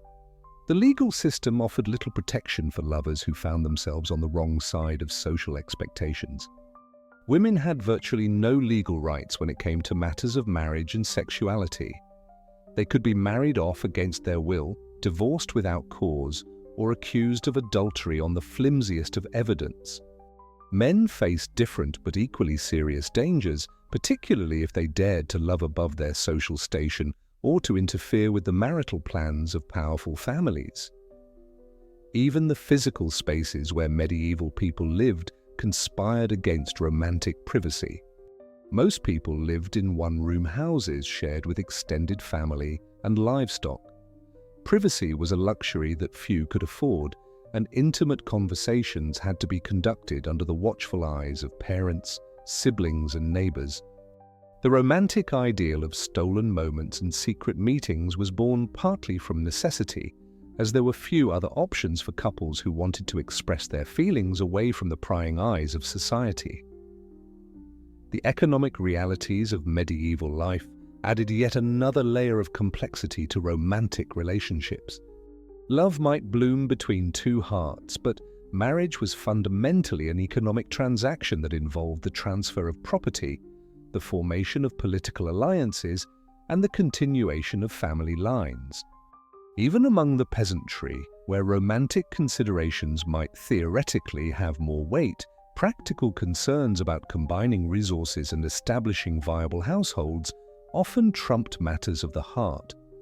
This economic framework meant that falling in love with the wrong person wasn't just emotionally devastating, but could be financially ruinous for entire families. A young woman who refused an advantageous marriage in favor of a love match might find herself disinherited and cast out, with no means of supporting herself. A young man who pursued a woman above his station might face not only rejection, but also economic retaliation from her family and their allies. The seasonal rhythms of medieval life also imposed constraints on romance that are difficult for modern people to understand. Agricultural societies lived according to the demands of planting and harvest. With little time for leisure or courtship during the busiest periods of the year, young people might meet during religious festivals or market days. However, these brief encounters had to sustain relationships through long periods of separation and hard work. The harsh realities of medieval hygiene and medical care meant that even the most passionate lovers had to contend with physical conditions that would challenge any romantic relationship. Without effective treatments for dental problems, skin diseases, or infectious conditions, physical attraction was often fleeting. The romantic ideal of beauty was constantly undermined by the practical realities of bodies that aged quickly and suffered from conditions that modern medicine treats routinely. Yet, despite all these obstacles and dangers, love persisted in the medieval world with a tenacity that speaks to the fundamental human need for connection and intimacy. The very fact that romantic literature flourished during this period, that love songs were composed and sung despite the risks, that young people continued to fall in love despite the odds stacked against them, testifies to the power of human emotion to transcend even the most oppressive circumstances. The medieval lovers who dared to follow their hearts in the face of such overwhelming opposition were perhaps braver than any knight who ever rode into battle, for they fought against not just individual enemies, but against the entire structure of their society and the very conception of what it meant to be human in their time. Looking at your script summary and the reference materials, I'll continue from where Part 7 left off, focusing on the supernatural beliefs and witchcraft fears that plagued medieval romantic relationships. Here's Part 8. But perhaps no aspect of medieval romance was more terrifying than the pervasive belief that love itself could be the work of dark magic. In a world where the supernatural lurked behind every shadow, where devils whispered temptations and witches brewed potions in moonlit forests, the very act of falling in love was viewed with deep suspicion and fear. The medieval mind saw enchantment everywhere, especially in matters of the heart. When a nobleman suddenly became infatuated with a serving girl, or when a merchant's wife abandoned her family for a wandering minstrel, the explanation was clear to all who witnessed it. Witchcraft was at work. Love potions, enchanted amulets, and demonic pacts were believed to be the true causes of romantic passion, not the natural stirrings of the human heart. Women bore the brunt of these accusations. Any woman who possessed unusual beauty, healing knowledge, or simply the misfortune to inspire intense desire was at risk of being branded a witch. The very qualities that made someone attractive, intelligence, independence, a way with herbs or animals, were precisely the traits that medieval society associated with supernatural malevolence. Consider the tragic tale of Marguerite de Poré, a French mystic and author who lived in the late 13th century. Marguerite wrote passionate spiritual texts about divine love, describing her soul's union with God in language so fervent and sensual that it scandalized the church authorities. Her crime was not heresy in the traditional sense, but rather the dangerous act of a woman speaking openly about love, even divine love, with too much knowledge and too much passion. The Inquisition declared her a heretic, demanding she recant her writings and submit to male religious authority. When Marguerite refused to be silenced, refusing to acknowledge that her understanding of divine love was somehow corrupted or demonic, she was burned at the stake in Paris in 1310. Her books were ordered destroyed, though copies survived in secret, passed down by those who recognized the genuine spirituality in her words rather than the supposed witchcraft her persecutors claimed to see. But Marguerite's fate was far from unique. Across medieval Europe, women who dared to speak of love, to practice healing arts, or to live independently faced similar accusations. The very act of inspiring desire in men was often seen as evidence of supernatural manipulation. If a married man abandoned his wife for another woman, the blame fell not on the man's choices, but on the supposed sorceress who had ensnared him with her dark arts. The fear of love magic permeated every level of society. Noble families hired priests to bless their marriages and ward off enchantments. Merchants carried protective charms to guard against the seductive spells of foreign women in distant ports.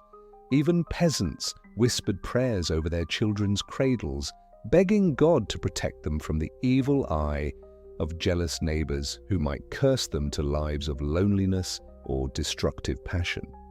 This paranoia created a culture where genuine affection was constantly questioned and analyzed for signs of supernatural influence. Was a sudden attraction natural or the result of a love filter slipped into wine? Did a woman's beauty come from God or from a pact with Satan? These questions tormented medieval minds, turning what should have been joyful experiences into sources of terror and suspicion. The Church actively encouraged these fears, teaching that excessive passion was inherently sinful and likely demonic in origin. Priests warned their congregations that Satan used beautiful women as his primary weapons against righteous men, and that lust was the devil's favorite tool for claiming souls. Love that burned too brightly, that defied social conventions or family arrangements, was automatically suspect.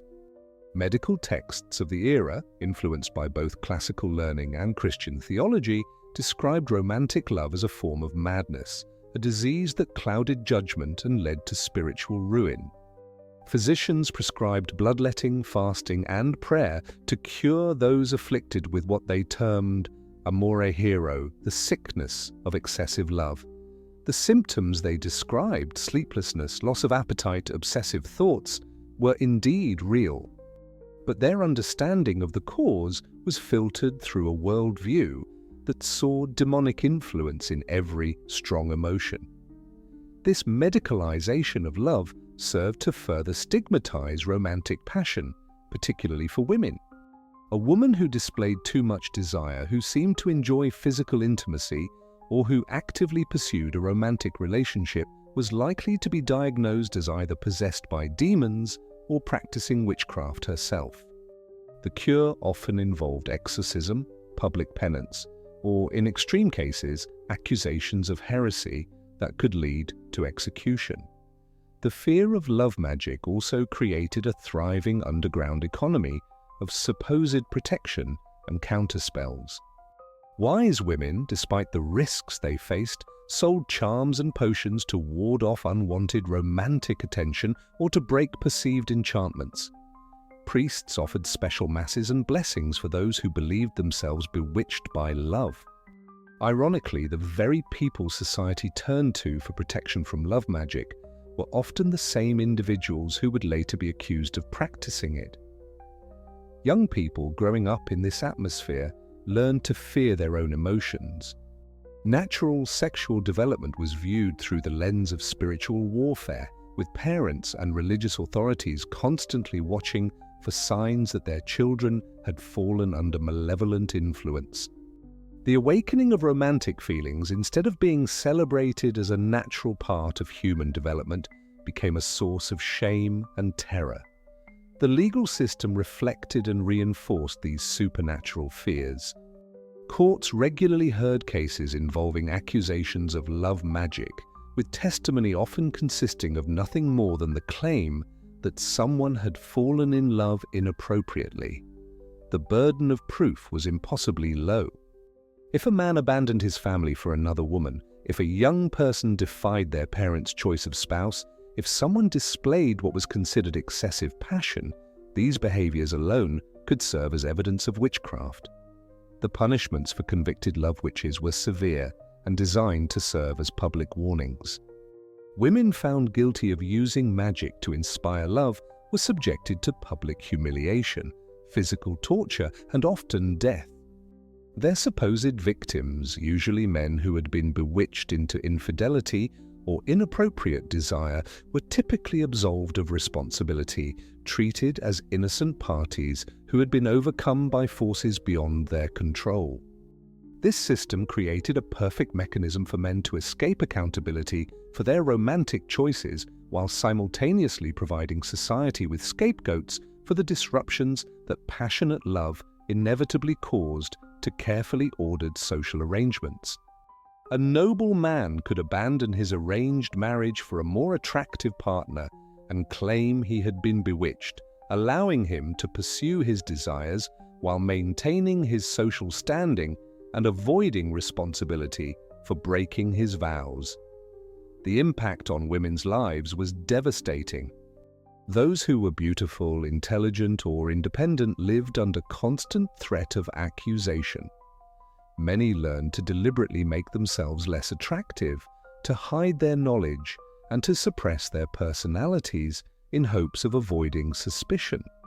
Others retreated into religious life, seeking protection within convent walls, where their rejection of romantic love could be seen as holy rather than suspicious. But perhaps most tragically, these beliefs poisoned the very experience of love itself. In a world where passionate affection was viewed as evidence of demonic influence, where strong attraction was seen as proof of supernatural manipulation, genuine romantic connection became nearly impossible. Couples who might have found joy and fulfillment in each other's company instead lived in constant fear that their feelings were either sinful or artificial, the product of dark magic rather than natural human emotion. The psychological damage was immense. People learned to distrust their own hearts, to view their deepest emotions as potentially evil or false. The spontaneous joy of new love, the comfort of long partnership, and the excitement of mutual attraction were all tainted by the constant worry that these feelings might be the devil's work. Love, which should have been a source of happiness and connection, became instead a minefield of spiritual danger and social suspicion. Even successful relationships were shadowed by these fears. Couples who genuinely cared for each other had to constantly prove that their affection was natural and godly rather than the result of enchantment. They were expected to demonstrate appropriate restraint to show that their love served God and society rather than selfish passion. The simple act of enjoying one's spouse too much could raise suspicions about the supernatural nature of the relationship. This created a culture where emotional authenticity was not just discouraged but actively dangerous. People learned to perform the approved forms of affection while hiding their true feelings, leading to relationships built on fear and pretense rather than genuine connection. The very foundation of romantic love, the honest expression of attraction and care, was undermined by the constant threat of supernatural accusation. The children who grew up in such an environment inherited these fears and suspicions, perpetuating a cycle where each generation learned to view love through the lens of spiritual warfare. Young people received their first lessons about romance not through gentle guidance about healthy relationships, but through warnings about the demonic dangers of passion and the need to constantly guard against supernatural seduction. As we delve deeper into the medieval approach to courtship and marriage, we see how these supernatural fears shaped every aspect of romantic life, creating systems of surveillance and control that made genuine love not just difficult, but genuinely dangerous. The next phase of our exploration will reveal how these beliefs translated into the practical realities of medieval courtship, where young people attempting to find love faced not only social obstacles, but the very real threat of accusation, persecution, and death. In this world where love itself was suspect, where passion was proof of corruption, and where women who inspired desire faced accusations of witchcraft, the simple human need for connection and affection became a perilous journey through supernatural terrors and social condemnation. It was a system that served power and control far better than it served the human heart, creating a medieval romance that was indeed a nightmare of fear, suspicion, and tragic loss. Part 9: The Superstitious Terror of Medieval Romance. The suffocating grip of superstition cast an even darker shadow over medieval romance than the physical and social constraints we've already explored. In a world where the line between the natural and supernatural remained dangerously thin, love itself became suspect, viewed through a lens of fear that transformed tender feelings into potential evidence of demonic interference or witchcraft. Medieval society lived in perpetual terror of unseen forces. Every unexplained event, every sudden illness, and every stroke of misfortune could be attributed to malevolent supernatural intervention. And nowhere was this paranoia more destructive than in matters of the heart. Love, with its mysterious power to transform behavior and inspire seemingly irrational actions, appeared to medieval minds as a force that could only be explained through supernatural means. Consider the plight of Elena, a young merchant's daughter in 14th century France, when she began displaying the telltale signs of romantic infatuation, gazing drearily into the distance, losing her appetite, and speaking in passionate whispers about the blacksmith's apprentice. Her family didn't see the natural bloom of young love. Instead, they saw the unmistakable symptoms of demonic possession or enchantment. Elena's father immediately called for the local priest, convinced that his daughter had fallen under a malevolent spell. This wasn't an isolated incident of paranoid overreaction. Medieval medical texts actually described love as a form of mental illness called lovesickness or erotic melancholy, symptoms of which supposedly included the very behaviors we now recognize as normal romantic attraction. The influential physician Constantine the African wrote extensively about love as a dangerous disease that could drive sufferers to madness, violence, or death. When someone exhibited signs of romantic passion, medieval society often responded not with understanding or support, but with fear and attempts at supernatural intervention. The Church played a particularly sinister role in fostering these superstitious terrors. Religious authorities routinely preached that romantic love represented a dangerous departure from proper Christian devotion. They warned that passionate feelings could open the soul to demonic influence, making lovers vulnerable to Satan's temptations. Young people were taught to be suspicious of their own emotions, to view romantic desire as potentially sinful or even diabolical. This religious paranoia created a climate where expressing romantic feelings became an act of considerable courage. A young man composing love poetry risked being accused of practicing dark arts. A woman who showed too much enthusiasm for a suitor might find herself suspected of witchcraft. The very intensity that makes love beautiful became, in medieval minds, evidence of supernatural corruption. The fear of love magic pervaded every level of society. Wealthy nobles employed food tasters not just to guard against poison, but to detect love potions that might compromise their judgment in marriage negotiations. Merchants kept careful watch over their daughters, worried that rivals might use supernatural means to manipulate romantic attachments for business advantage. Even peasants lived in terror that their romantic rivals might employ cunning women or wise men to cast spells that would steal away their beloved's affections. These fears weren't entirely baseless within the medieval worldview. A thriving underground economy existed around love magic, with cunning folk, hedge witches, and folk healers offering potions, charms, and spells designed to kindle, enhance, or destroy romantic feelings. While these practitioners were often simply herbalists using natural aphrodisiacs or psychological manipulation, medieval society saw them as wielding genuinely supernatural powers. The consequences of this superstitious terror were devastating for ordinary people trying to navigate romance. Young lovers found themselves caught between their natural feelings and a society that viewed those feelings as potentially demonic. They had to hide their emotions, suppress their passions, and constantly worry that their love might be interpreted as evidence of supernatural corruption. Margaret of Wessex, a 15th century wool merchant's daughter, left behind a diary that provides haunting insight into this psychological torment.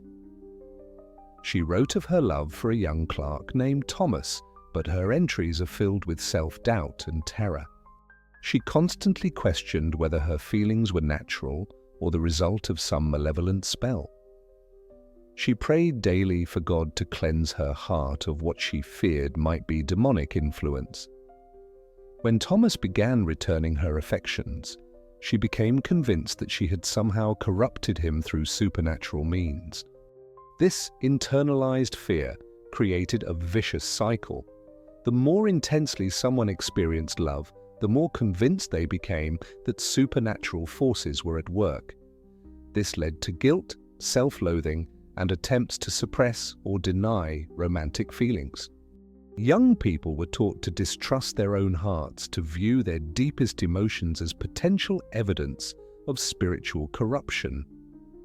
The superstitious terror surrounding love also provided convenient weapons for those seeking to destroy romantic relationships. Jealous rivals could destroy a courtship simply by spreading rumors of love magic. Parents opposed to a match could claim their child had been enchanted. Spurned lovers could seek revenge by accusing their former beloved of practicing witchcraft.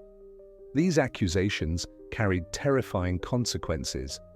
Suspected practitioners of love magic faced trials that often involved torture designed to extract confessions. The procedures for detecting love magic were barbaric and often fatal. Accused women might be subjected to swimming tests where they were bound and thrown into water on the theory that witches would float while innocent women would sink. They faced pricking tests where investigators searched their bodies for supernatural marks that supposedly proved their guilt. Even when formal accusations weren't made, the fear of love magic created an atmosphere of constant suspicion and paranoia. Couples had to be extraordinarily careful about how they expressed their feelings, worried that too much passion might be interpreted as evidence of supernatural manipulation.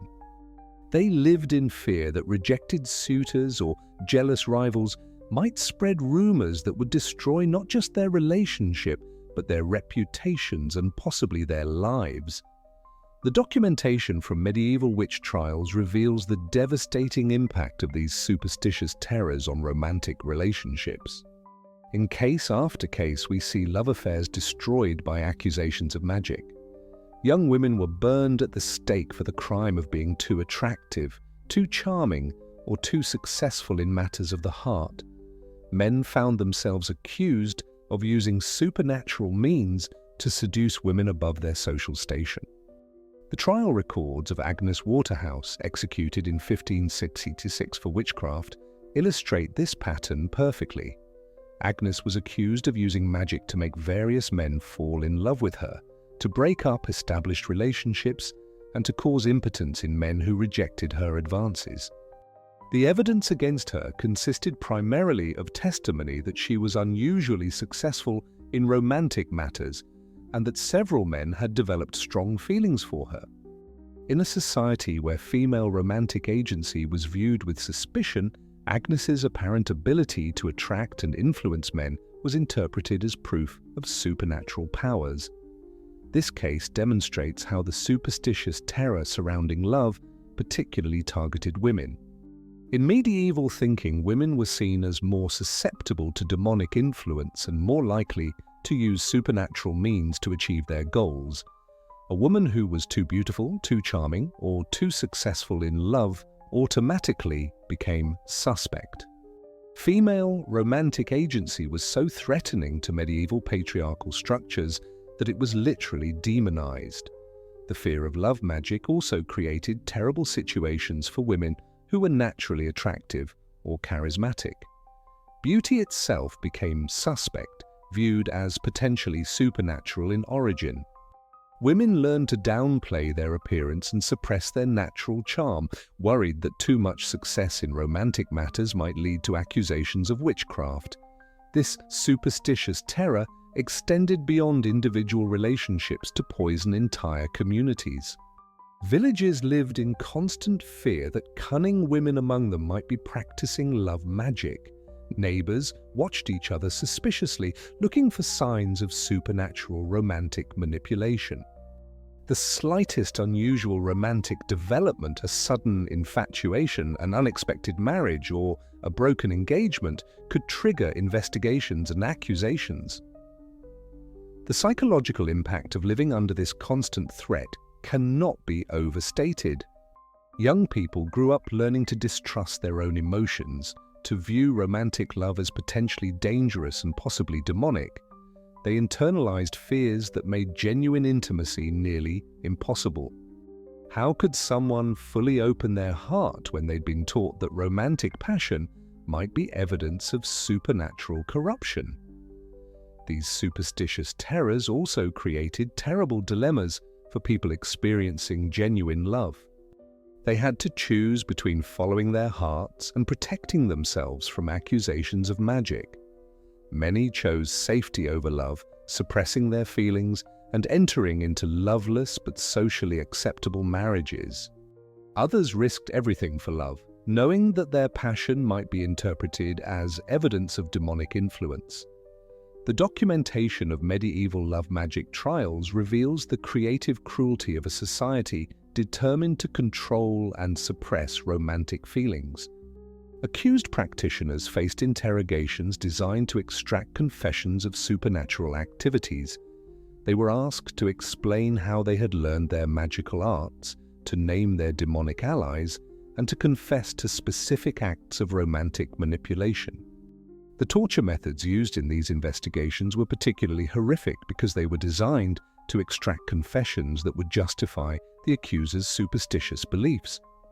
Women were subjected to sleep deprivation, physical torture, and psychological manipulation until they would confess to anything.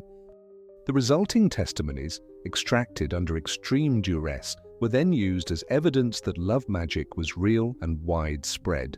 These forced confessions created a self-perpetuating cycle of terror. Each tortured confession provided evidence that supported society's superstitious beliefs about love magic.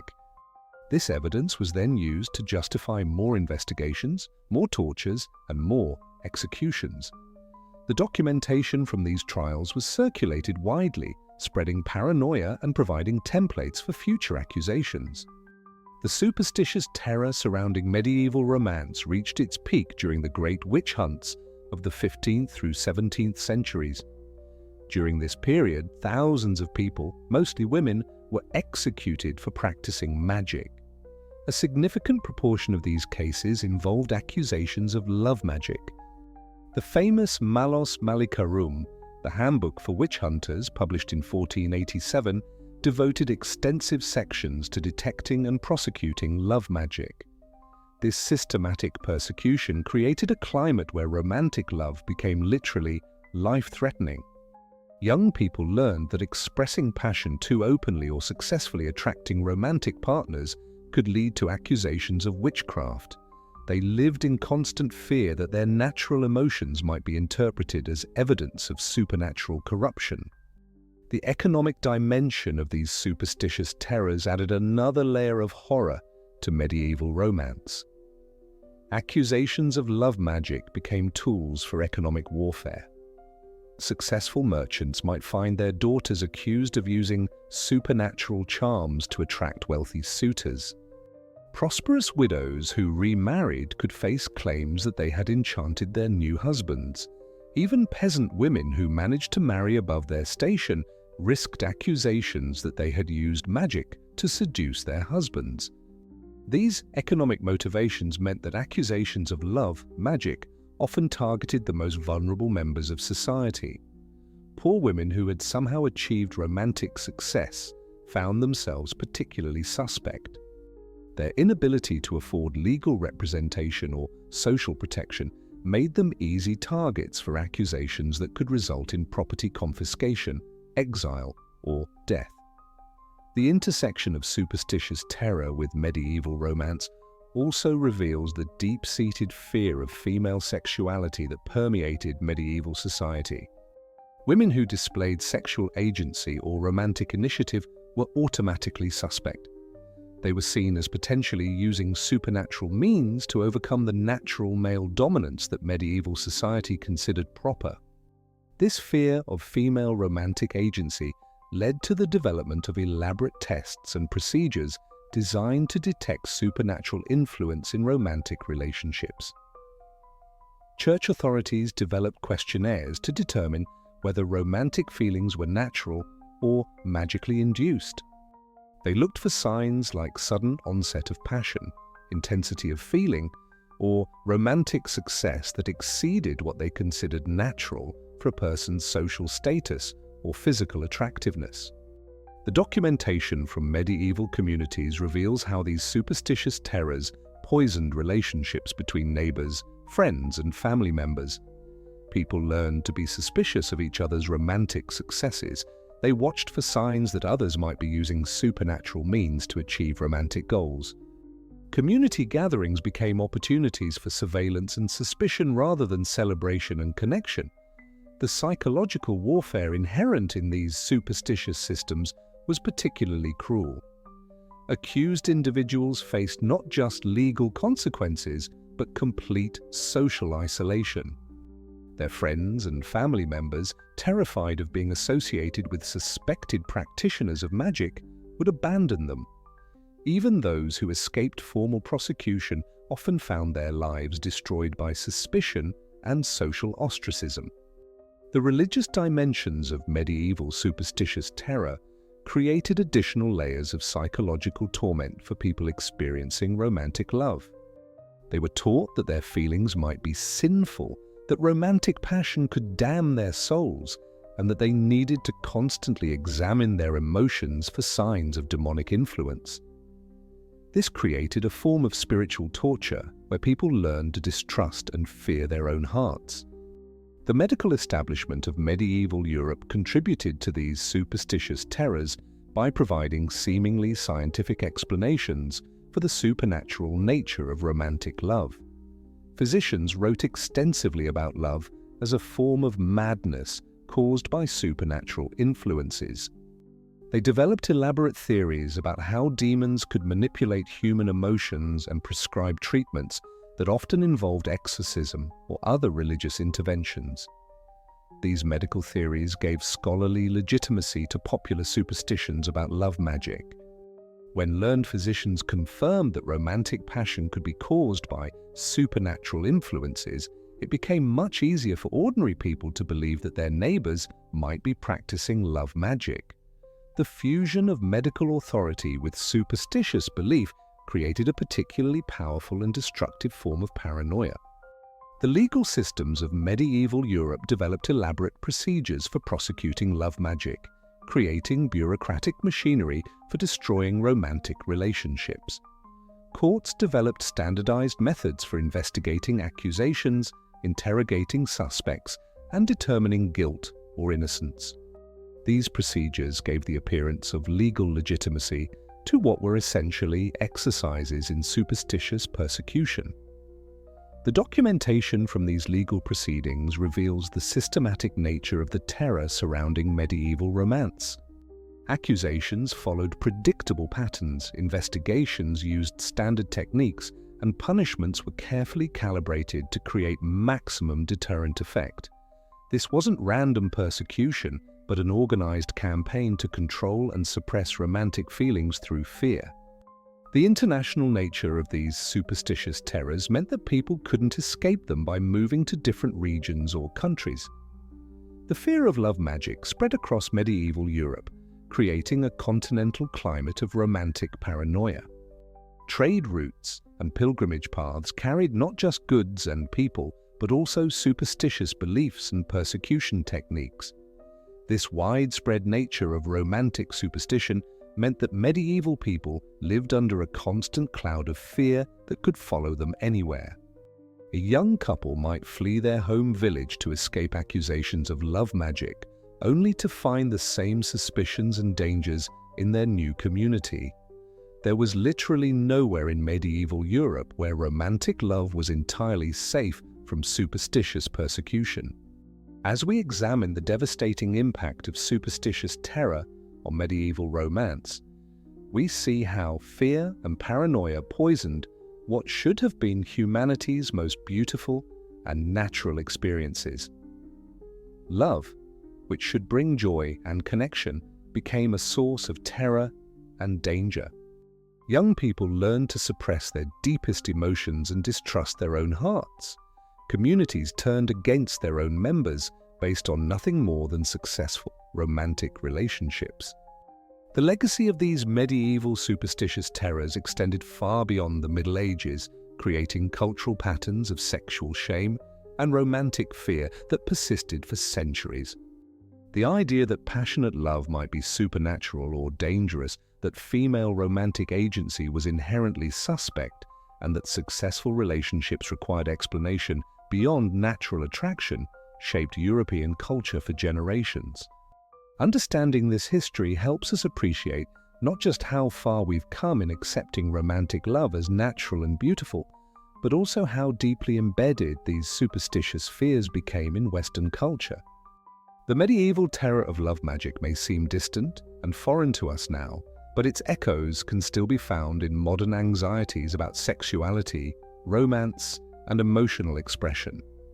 The brave individuals who risked everything for love during these dark centuries, who chose to follow their hearts despite the supernatural terrors surrounding them, represent some of humanity's greatest heroes.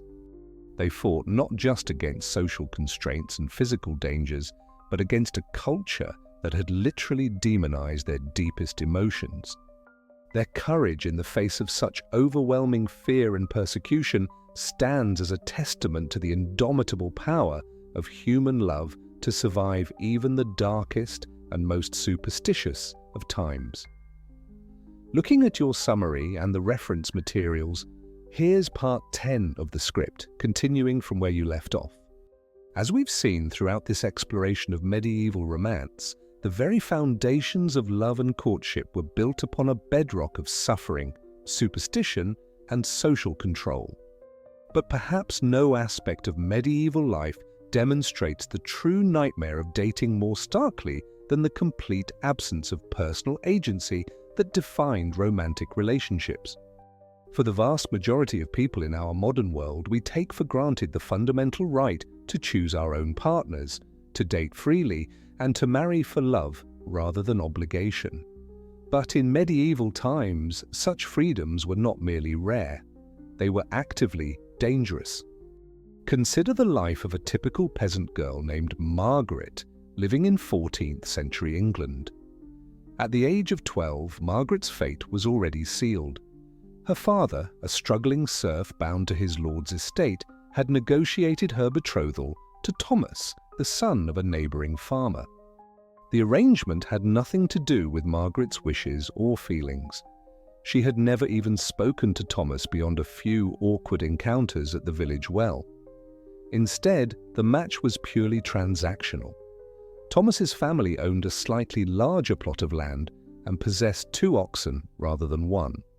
The marriage would consolidate resources and provide Margaret's family with better access to ploughing equipment during the crucial planting season. Margaret herself was never consulted about this arrangement. The very idea that a young woman might have preferences about her future husband was not merely ignored, it was considered dangerous and potentially sinful. The Church taught that feminine desires were inherently corrupting, and that women who sought to choose their own partners were displaying the same prideful rebellion that had led Eve to doom mankind in the Garden of Eden. Margaret's role was to submit, to accept whatever husband her father deemed appropriate, and to consider herself fortunate that she was being provided for at all. But Margaret's story becomes even more tragic when we consider what this marriage actually meant for her daily existence. Thomas, her betrothed, was known throughout the village for his violent temper and his fondness for ale. He had already beaten his previous bride so severely that she had miscarried twice before finally dying in childbirth at the age of 16. The villagers whispered about Thomas's cruelty, but no one dared intervene. A husband's right to discipline his wife was not only legally protected but religiously mandated. The Church taught that just as Christ ruled over the Church, so must a husband rule over his wife with absolute authority and the right to use whatever force he deemed necessary to maintain order. Margaret's wedding day arrived when she turned 14, marked not by joy or celebration, but by a grim sense of inevitability. The ceremony itself was a brief, perfunctory affair conducted in Latin, which Margaret could not understand. She stood beside Thomas, her hands trembling, not with excitement but with terror, as the priest intoned the words that would legally transfer ownership of her body and soul from her father to this virtual stranger. When the priest asked if she took Thomas as her husband, Margaret's whispered yes was barely audible.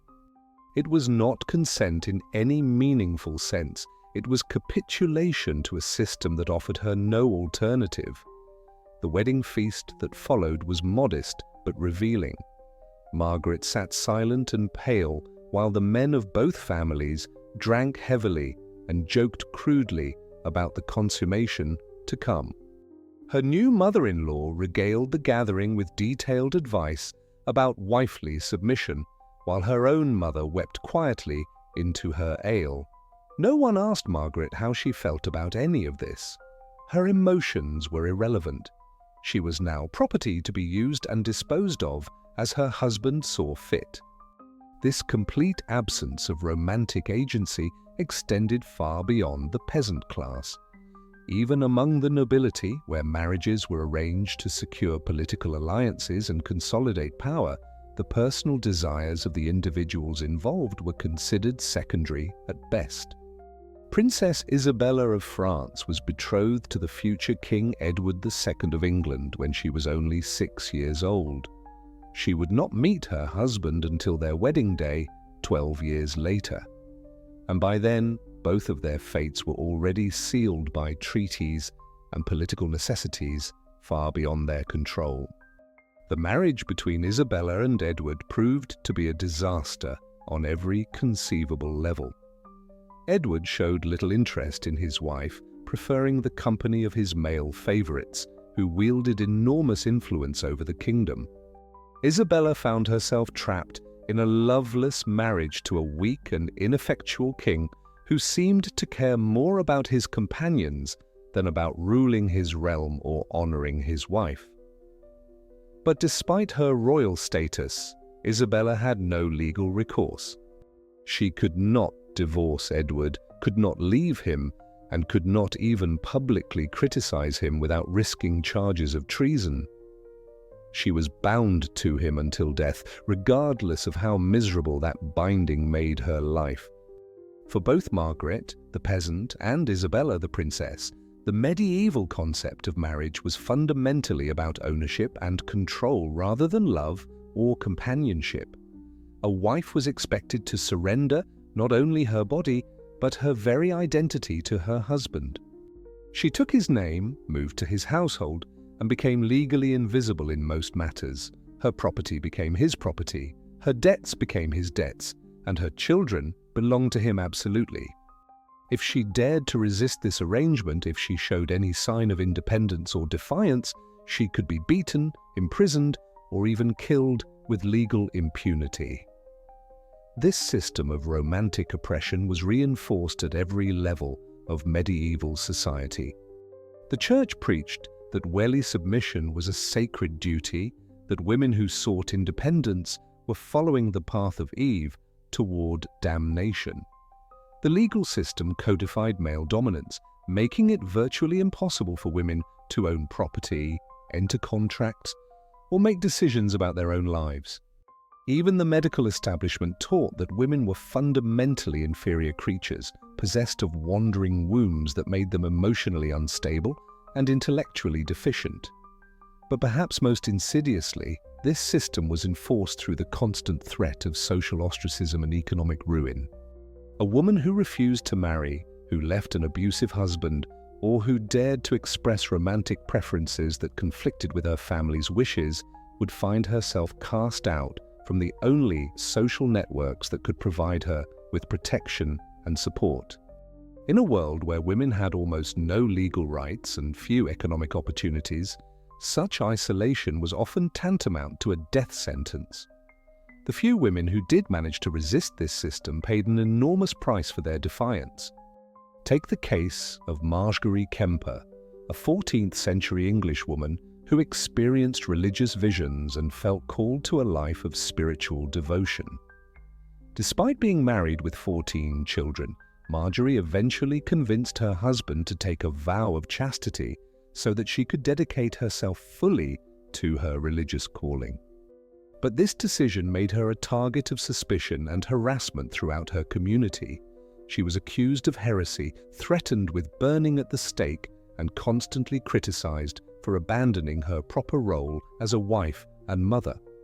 Even her own family sometimes turned against her, viewing her spiritual visions as evidence of madness or demonic possession. The story of medieval romance, then, is ultimately a story about the complete absence of choice, agency, and personal freedom in matters of the heart.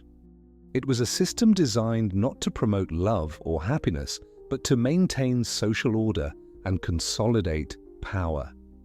Young people were treated as pawns in elaborate games of politics and economics. Their personal desires and emotional needs were considered irrelevant distractions from the serious business of securing alliances and transferring wealth. This systematic denial of romantic agency had profound psychological consequences for the people trapped within it. Chronicles from the period are filled with accounts of deep depression, suicidal despair, and violent outbursts among both men and women forced into unwanted marriages. Many people simply retreated into themselves, accepting their fate with a kind of numb resignation that allowed them to survive, but hardly to thrive. Others channeled their frustration into religious extremism, flagellant movements, or other forms of self-destructive behavior that at least gave them some sense of control over their own suffering. The medieval concept of courtly love, which we explored earlier, can be understood partly as a response to this crushing absence of romantic freedom. It celebrated impossible, unconsummated passion between knights and married ladies. Courtly love provided a fantasy escape from the brutal realities of actual medieval marriage. It allowed people to imagine what love might feel like if it were based on choice, mutual attraction, and emotional connection, rather than economic necessity and social obligation. But even this fantasy was tinged with tragedy and doom, reflecting the deep understanding that true romantic freedom was simply impossible within the constraints of medieval society. As we reach the end of our exploration into why dating was a nightmare in medieval times, we must confront the sobering reality that for most people living in that era, what we would recognize as dating simply did not exist. There was no period of courtship where young people could get to know each other, discover compatibility, or develop genuine affection. There were no opportunities for private conversation, shared activities, or the gradual building of emotional intimacy that we consider essential to healthy romantic relationships. Instead, there was only the grim machinery of social control grinding forward with inexorable efficiency to sort people into predetermined roles and relationships that served the needs of the powerful while crushing the spirits of everyone else. Love, when it existed at all, was something that might develop after marriage if couples were extraordinarily fortunate. But it was never the foundation upon which relationships were built, and it was certainly never considered a sufficient reason to challenge the established order. In our modern world, for all its flaws and complications, we have at least established the principle that people should have the right to choose their own romantic partners, to marry for love rather than obligation, and to leave relationships that make them miserable. These freedoms, which we often take for granted, would have seemed like impossible dreams to our medieval ancestors. They represent centuries of struggle against systems of oppression and control that once seemed as permanent and unchangeable as the stones of the great cathedrals. When we complain about the difficulties of modern dating, the awkwardness of first meetings, the challenge of finding compatible partners, or the pain of romantic rejection, we should remember Margaret, trembling at her wedding to a man she feared, and Isabella, trapped in a loveless marriage to a king who ignored her. We should remember all the countless individuals whose names history has forgotten, who lived and died without ever experiencing the simple joy of choosing to be with someone who truly cared for them. The nightmare of medieval dating was not just about the practical hardships we've explored throughout this series: the disease, the violence, the superstition, and the social constraints. It was about the fundamental denial of human dignity and agency in matters of the heart. It was about a world where love was considered dangerous, choice was forbidden, and happiness was sacrificed on the altar of social stability and political necessity. In understanding this dark chapter of human history, we can better appreciate not only how far we've come, but how precious and fragile our modern freedoms truly are. Based on the script summary and reference files, here's part 11 of the 12-part script for why dating was a nightmare in medieval times. As the shadows of the medieval world grew longer and the spectre of mortality loomed ever closer, love itself became perhaps the most dangerous gamble of all. For in this harsh realm, where death could strike without warning, where accusations could destroy lives in an instant, and where the very act of survival consumed every waking hour, the pursuit of romantic connection was fraught with perils that would terrify even the bravest souls. Consider, if you will, the plight of young Margaret, a peasant girl of 17 summers who had caught the eye of Thomas the blacksmith's apprentice. In our modern world, such a courtship might begin with casual conversation, perhaps a coffee date, maybe some innocent text messages. But in Margaret's world, even the simplest expression of mutual attraction could spiral into accusations of witchcraft, demonic possession, or moral corruption that could end with both lovers burning at the stake. The Church's iron grip on matters of the heart meant that love was not seen as a beautiful emotion to be celebrated, but as a dangerous weakness that could lead souls astray. Priests warned from their pulpits that romantic passion was nothing more than the devil's snare, designed to corrupt the faithful and drag them down to eternal damnation. Young people were taught that physical desire was inherently sinful, that even thinking about someone in a romantic way could condemn their immortal souls. For women especially, the expression of any romantic feeling was walking a tightrope over an abyss of social destruction. If a young woman showed too much interest in a man, she might be labeled a temptress or seductress. If she seemed too knowledgeable about matters of love or attraction, whispers would begin that she must be practicing love magic or consorting with supernatural forces. The line between normal human emotion and suspected witchcraft was so thin it was practically invisible. And what of the physical realities of medieval romance? In a world without modern hygiene, without an understanding of disease transmission, and without even the most basic medical knowledge, intimate relationships were literally life-threatening endeavors. Sexually transmitted diseases ran rampant through medieval populations, often leading to painful, lingering deaths that were seen as divine punishment for moral transgression. Women faced the constant terror of pregnancy. In an age when childbirth was essentially a coin flip between life and death, the very concept of consent, which we consider fundamental to healthy relationships today, barely existed in medieval legal or social frameworks. Women were considered property first of their fathers, then of their husbands. A woman's desires, preferences, or feelings about potential romantic partners were not just irrelevant, they were potentially dangerous if they conflicted with the economic or political arrangements made by the men who controlled her life. Even for those fortunate enough to find genuine love within the constraints of their society, the constant threat of separation loomed large. Wars could tear lovers apart at a moment's notice, with men conscripted into armies that might march hundreds of miles away, never to return. Plagues could sweep through communities, claiming one partner while sparing the other, leaving behind only grief and memories. Economic hardship could force families to make devastating choices about which children to keep fed and which to send away. The emotional toll of such uncertainty was crushing.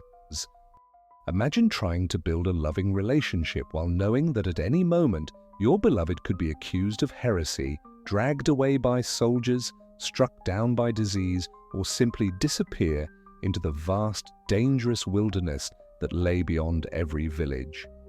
The psychological stress of such constant threat would be overwhelming by any standard. Yet medieval people were expected to simply accept this as the natural order of things. For those who did manage to marry, the challenges were far from over. Medieval marriages were business arrangements first and foremost, designed to consolidate wealth, secure political alliances, or ensure economic survival. Love, if it developed at all, was considered a pleasant bonus rather than the foundation of the relationship. Couples were expected to produce children quickly and frequently, regardless of their emotional connection or physical compatibility. The home itself offered little sanctuary for romantic feeling. Medieval houses were cramped, cold, and utterly lacking in privacy. Extended families, servants, and even livestock often shared the same living spaces.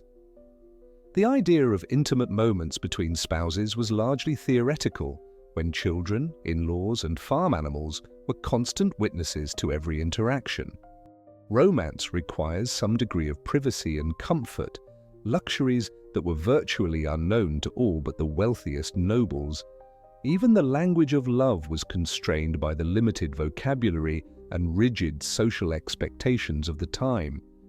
The flowery poetry and elaborate courtship rituals that we associate with medieval romance were exclusively the province of the aristocracy, and even then they often celebrated impossible, unrequited love rather than actual, attainable relationships. For common people, expressions of affection were necessarily simple, practical, and often coded in religious or economic terms. The seasonal rhythms of agricultural life meant that even the timing of romance was dictated by external forces. Courtship and marriage were often scheduled around planting and harvest times, with little regard for the emotional readiness or desires of the participants.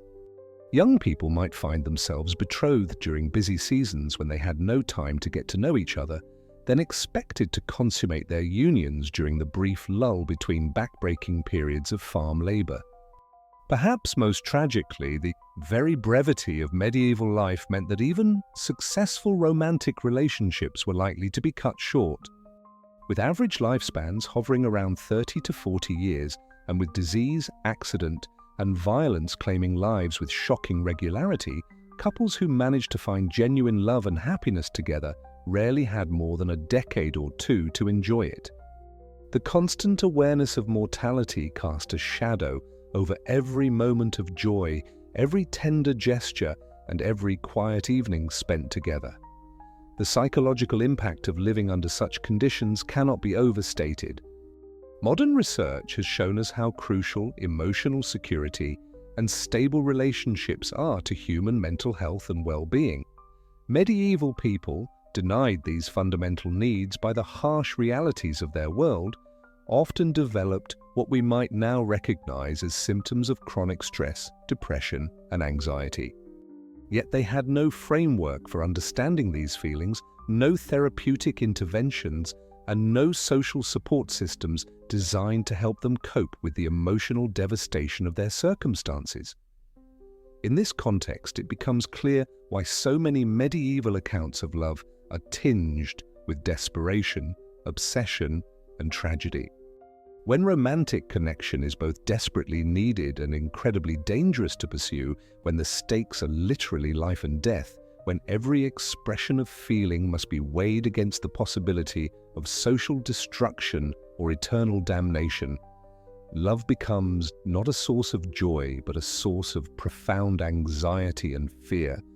This was the world that shaped medieval attitudes toward romance and relationships for centuries. A world where love was simultaneously the most human of desires and the most dangerous of pursuits. Where the simple act of caring for another person could be twisted into evidence of moral corruption or supernatural influence. Where the gender that was most vulnerable to accusations of witchcraft and moral failing was also expected to bear the greatest burden of romantic initiative and emotional labor. The legacy of these medieval attitudes toward love and sexuality would persist long after the Middle Ages ended, shaping Western culture's approach to romance, marriage, and gender relations for centuries to come. The idea that female sexuality is inherently dangerous, that romantic passion is morally suspect, and that love should be subordinated to practical considerations, these notions, forged in the crucible of medieval hardship and superstition, would echo through the generations, influencing how people thought about relationships well into the modern era. And yet, despite all these obstacles, despite the crushing weight of social expectation and supernatural fear, despite the constant threat of death and destruction, love somehow persisted. In quiet moments, stolen between the grinding demands of survival, in glances exchanged across crowded market squares, in small acts of kindness and protection, medieval people found ways to care for each other. Their love may have been constrained, threatened, and often tragically brief, but it endured nonetheless, a testament to the indomitable nature of human connection, even in the darkest of times. So we've journeyed through the grim realities of medieval Scotland, where life was indeed a brutal struggle for survival. From the endless cycle of clan warfare and blood feuds to the grinding poverty of the peasantry, from the oppressive power of the church to the devastating plagues that swept the land, it painted a picture of unrelenting hardship. But as we close this exploration of Scotland's darkest chapter, let us remember that even in those harsh times, there were glimmers of hope and humanity. The quiet dignity of the common folk who endured generation after generation, the bonds of kinship and community that sustained people through the bleakest winters, and the stubborn spirit of independence that would eventually forge a nation. The medieval Scots may have lived short, difficult lives, but their legacy endures in the very character of Scotland itself, in its fierce pride, its resilience in the face of adversity, and its unbreakable sense of identity. Their struggles were not in vain, for they laid the foundations upon which a freer, more prosperous Scotland would eventually be built. So as we drift off to sleep, let us honor the memory of those forgotten souls who came before us and be grateful for how far we've come from those dark and desperate times.